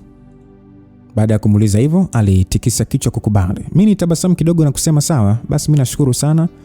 Utafanya unachotaka kumwandaa ili labda kesho twende huko. Nitakuwa nimeshawasiliana na huyo daktari. Kwa hiyo gharama ya haya yote haitakuwa nyingi? Hapana, wala hata haitakuwa nyingi. Mimi sifanyi hivi ili nilipe. Unafikiri kila kitu ni pesa tu, Miriam? Nilidhani wewe ndio unafikiri hivyo, kwamba mtu akikusaidia basi lazima anataka kulipwa. Au nakosea? Aliniuliza hivyo kwa makini. Oho, hili povu hili. Pozi likaniishia kidogo kwa sababu nielewa maana ya kauli hiyo vizuri sana. Alikuwa ananiunguza tena kunichoma kwa ule moto mkali wa kumbukumbu ya kile nilichomfanyia mara ya kwanza tumekutana. Si nikakumbuka kweli nilitoa 2,000 na kujaribu kumpatia kama malipo kwa ule msaada alionipa. Inaonekana hiki ni kitu ambacho bado kilifanya awe na shuku kunielekea, japo hakuniona kuwa mtu mbaya. Nasema hivyo kwa sababu sikuwa nimesahau namna alivyonikumbatia ule usiku alipotoa shukrani kwa ajili ya msaada niliompatia mdogo wake. Na hapo kiukweli nikaa nimejifunza somo muhimu. Shukrani zetu zilitofautiana, na kwake ndio iliyofaa zaidi. Mimi kumpa hela siku ile amenisaidia labda kulifanya ahisi nimemdharau hata kama sikuwa na nia hiyo. Lakini yeye aliponikumbatia kwa shukrani, japo nilikuwa nimelewa, alionyesha ni kitu kilichotoka moyoni mwake. Na ni jambo lililonigusa sana usiku huo. Kwa hiyo hapa kikweli alikuwa amenipa fundisho dogo lakini lenye maana kubwa sana. Nami nikatabasamu tu na kutikisa kichwa kuonyesha uelewa wa kauli yake kwa njia nzuri. Okay. Mimi nashukuru sana. Nashukuru pia kwa jitihada zako. Nitamwandaa mama baadaye ili kesho mwende. Tesha atakuwa nanyi. Okay. Asante kwa kukubali. Ngoja basi mimi niende sasa. Tutaonana labda baadaye au kesho. Alikuwa ananitazama tu machoni kwa mkazo kama vile yani ananishangaa kutokana na kubabaika kwa yale niliyosema. Nami nikasimama ili niondoke. Nikampungia kiganja kwa chini kama kumwaga hivi. Naye akatikisa kichwa kubali. Nikatoka hapo ofisini nikiwa sasa nimefarijika kutokana na kukubaliwa ombi langu. Japo mwanamke huyo alinipiga bomu zito kiasi la rohoni. Ile ndio nimegeuka tu kutazama upande wake Soraya, nikakunja uso kimaswali kiasi baada ya kukuta kuna mtu mwingine aliyekuwa amesimama usawa wa meza hiyo ya mapokezi, naye hakuwa mwingine ila ni ule Joshua. Sasa mimi nikamtazama machoni kwa mkazo kiasi, nikiwa najiuliza kwa nini alikuwa amekuja hapo. Kumuona mwanamume huyo kazini kwa Miriam ilinifanya nipatwe na hisia mbaya kwamba huenda alikuwa amekuja kumfanyia fujo dada mkubwa, na huku tena wakati alipewa msamaha wa kutokufungwa jela na Miriam mwenyewe. So alisimama kwa utulivu sasa akiniangalia kwa njia kawaida. Nami nikamwona Soraya akimuonyesha ishara ya kumruhusu aje upande huo wa ofisi. Jamaa akatembea taratibu na kufika karibu zaidi, na niliposimama nikana muangalia kwa ujasiri machoni. Na kwa sababu alizozijua yeye, wakati huu hakuwa akinitazama kwa njia ya chuki kama vile alivyoniangalia mara ya mwisho tumeonana. Basi akanisalimia kwamba wewe ni aje mtu wangu. Alinisalimia hivyo. Ilikuwa ni kama kumpiga kofi kidogo shetani ili kuona ikiwa atakurudishia la kwake kwa utani au, lakini mimi sikutaka kufanya matani yoyote na huyu mtu. Sikuwa na uhakika. Lakini kwa kumwangalia tu nilihisi ujio wake hapa ulikuwa ni wania mbili. Yaani bado nisingeweza kuamini kuwa alikuja hapa kwa lengo la kusaka amani. Zamu hii angekuwa anataka nini kutoka kwa Miriam? Sasa kwa kuona sijatoa jibu lolote kwa salamu alionipa, Joshua akatabasamu kidogo na kuinamisha uso. Eti kitakatifu yani. Kisha akanipita na kuingia ndani humo. Alitoa vibes za bad guy kama kwenye filamu za wazungu. Nami sikuweza kujizuia kutaka kujua ni jambo gani alilokuwa ameleta mezani kwa bibi Miriam. Ama labda ni Miriam ndio alikuwa amemuita. Nisingeweza kujua. Na mtu yeyote angeweza kuniambia sikupaswa kujua, maana hayakunihusu. Au uongo. Lakini nisingeweza kupuuzia uwezekano wa mwanamume huyo kufanya jambo lingine la kipuuzi kwa sehemu hii. Kwa hiyo nikataka kuhakikisha. Nikatoka sehemu hiyo ya mlango ofisini na kuifikia meza ya msaidizi. Nami nikapokewa kwa tabasamu wanana na mwanamke mrembo Soraya. Vipi? Nilimuuliza hivyo nikiwa sasa nimesimama karibu na meza hiyo. Safi. Naona mmemaliza mwongezeno. Ya bosi wako mtata kweli kweli. Labda ukimchokonoa, ila ni mstaarabu sana. Eti Na huyu jamaa aliyeingia sasa hivi, vipi unamjua? Ni ndugu yake, kaka yake sijui. Anyway, sina uhakika sana ila najua ni ndugu yake. Kwa hiyo hatumchokonoa bosi. Sidhani. Amekuja kiupole, sioni kama kutakuwa na baya. Kwani alipanga mapema kuja leo? Miriam aliniambia angekuja. Ndio alipofika nikamwambia kwamba subiri kwanza maana mgeni bado ulikuwa ndani. Au sio? Ukanipa heshima yangu mtoto. Bwana, kwani sio mgeni? Basi alicheka hivyo kidogo kwa kujua sasa kwamba ni Miriam ndiye aliyemuita huyo jamaa hapo. Nikaona labda mambo yasingeenda vibaya, alikuwa na maana yake. Basi sawa bwana, mimi ndo natoka. Wewe mwenyewe ulishakataa kuja kutembelea. Hapana, mimi nitakuja tu, mambo ni mengi. Si unajua tena jamani, kama hivi nini? Wala mna pressure, usijali. Sema naona unapendeza sana kubadili mazingira, maana unakaa sana hapa. Huwa hata unatembea kweli?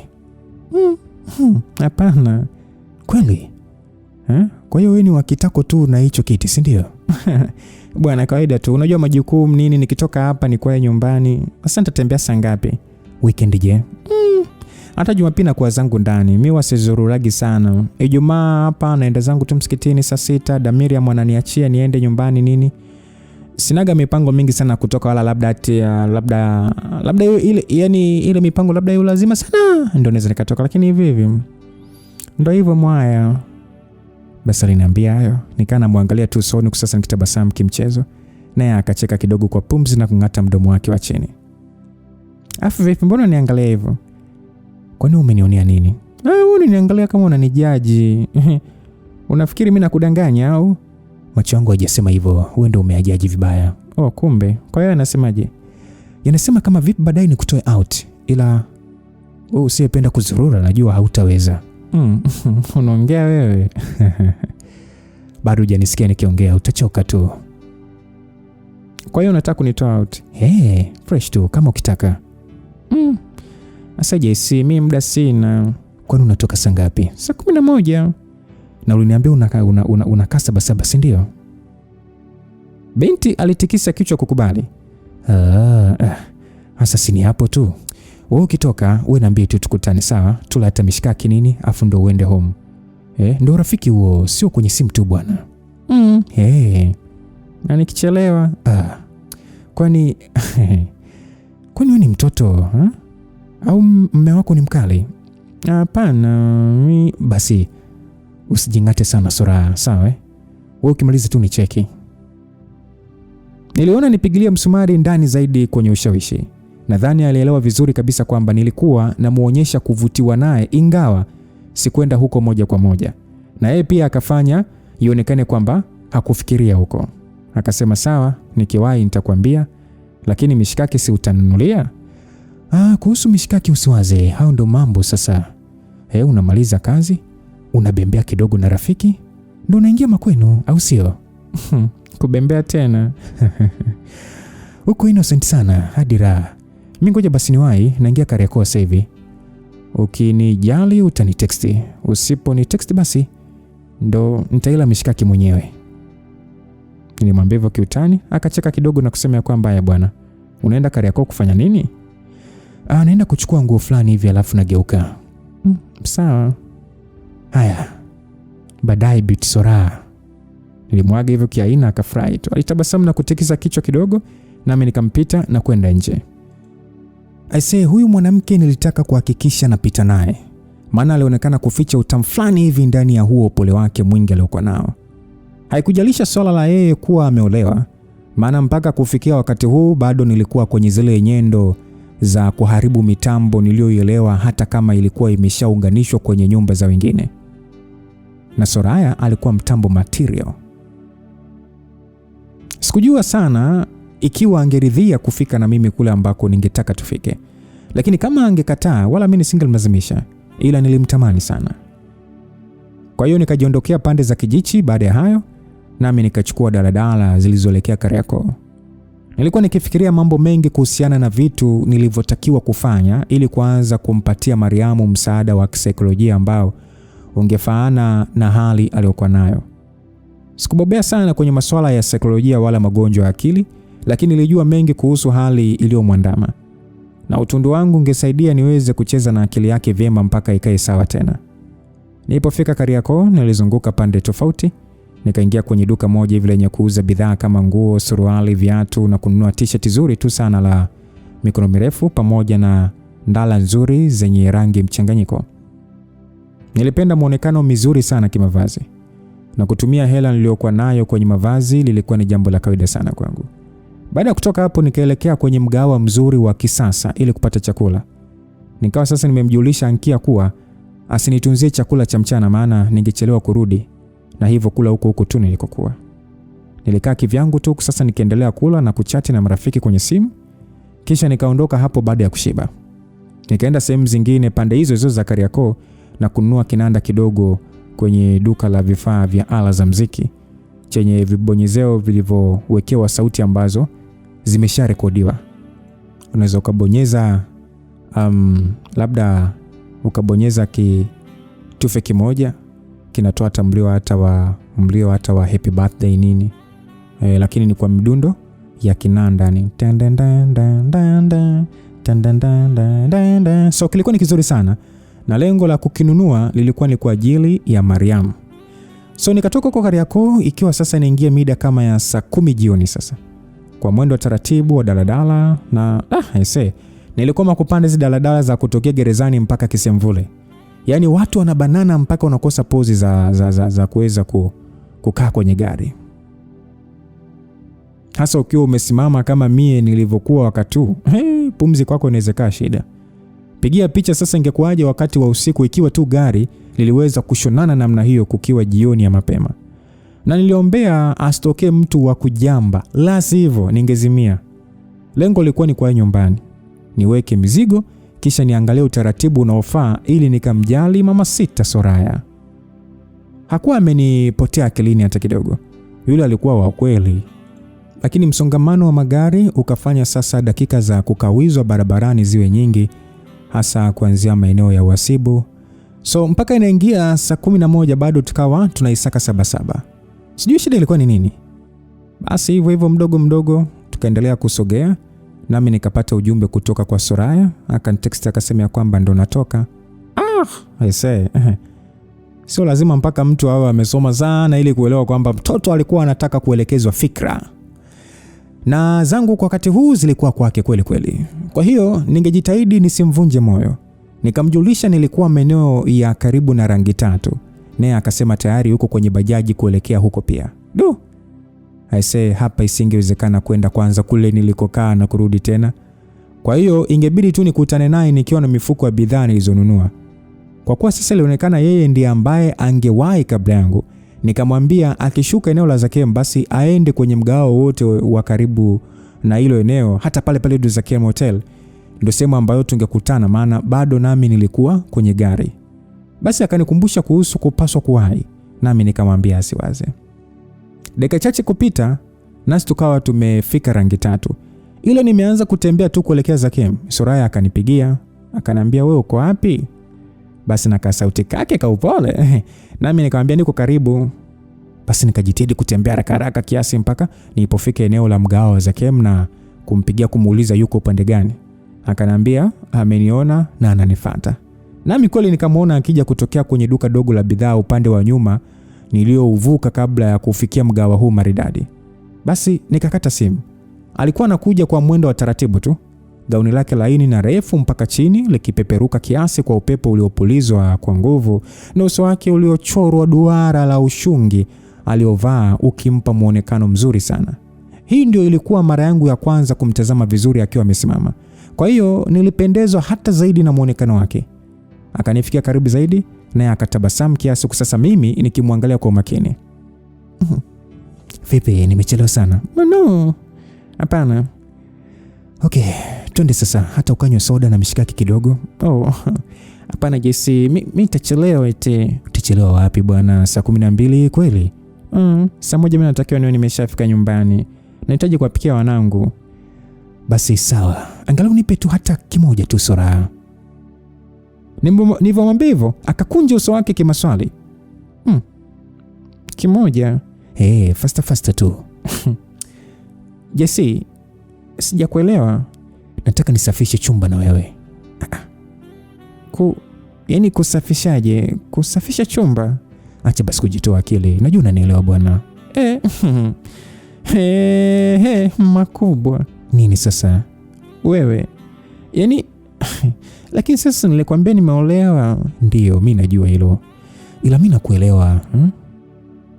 Wewe mwenyewe najua unanielewa. Hapana bwana. Mimi siwezi, dini yangu hairuhusu. Hairuhusu nini? Mbona mwenzako anaruhusiwa kuwa na wanawake mpaka 4? Huo ni so fair. Sasa ni mwanaume na ndio imeshaandikwa hivyo. Hakuna kitu kama hicho bwana, huo ni uonevu bwana. Ona, najua unataka kuwahi. Kwa hiyo nipe tu kidogo mama. Maana mimi na hamu sana Sora. Nilimwambia hivyo sasa namwangalia kwa macho yenye ushawishi.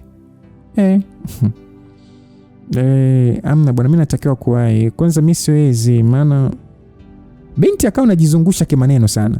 Akiongea kwa namna yake ya upole, lakini nikiona wazi kwamba alitaka nimbembeleze zaidi. Ila kama nilivyokuwa nimesema mwanzo, ikiwa singeridhia nisingemlazimisha. Basi poa, haina shida.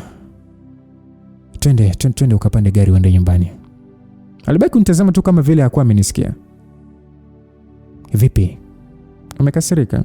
Sijakasirika. Si umesema unataka kuwahi? Twende ukapande gari uwahi nyumbani. Basi binti aliangalia chini kiasi kwa huzuni. Nini? Mbona unakuwa hivyo? Usichukulie vibaya Jesse. Mimi sijachukulia vibaya Soraya. Si una haraka? Si una majukumu? Ndio nakwambia haina shida. Nenda uwahi. Sasa mbona ni kama umechokea? Okay. Nimesi vibaya. Lakini nitafanyaje sasa? Una mambo muhimu ya kufanya pia. Sio kafanye. No, sio hivyo. Mimi najua umechukia kwa sababu Nimekatalia, JC bwana usichukie eti. Aliongea hivyo kwa kubembeleza. Nikamwambia hapana, wewe usiwaze. Twende kachukue tu usafiri na mimi niende home, nitapambana na hali yangu. Basi akawa ananiangalia kama nataka kulia eti. Kisha anaangalia pembeni, mara huku, mara kule. Nami ikawa sasa nimechoshwa na pressure ya kutazamwa sana na watu kwenye eneo hili. Sura, twende au vipi? Nikamuuliza hivyo kwa sauti makini. Akaniangalia tu. Yaani kwani ulikuwa unataka twende wapi? Oho. Pasi ndefu kuelekea goli la ushindi dakika za jioni. Msikilizaji, binti huyu ni mke wa mtu. Msikilizaji, vipi atakubali kutoa tunda kwa mwamba wetu, kijana wetu JC? Binti anaonekana kwa jamani, ndoa hizi.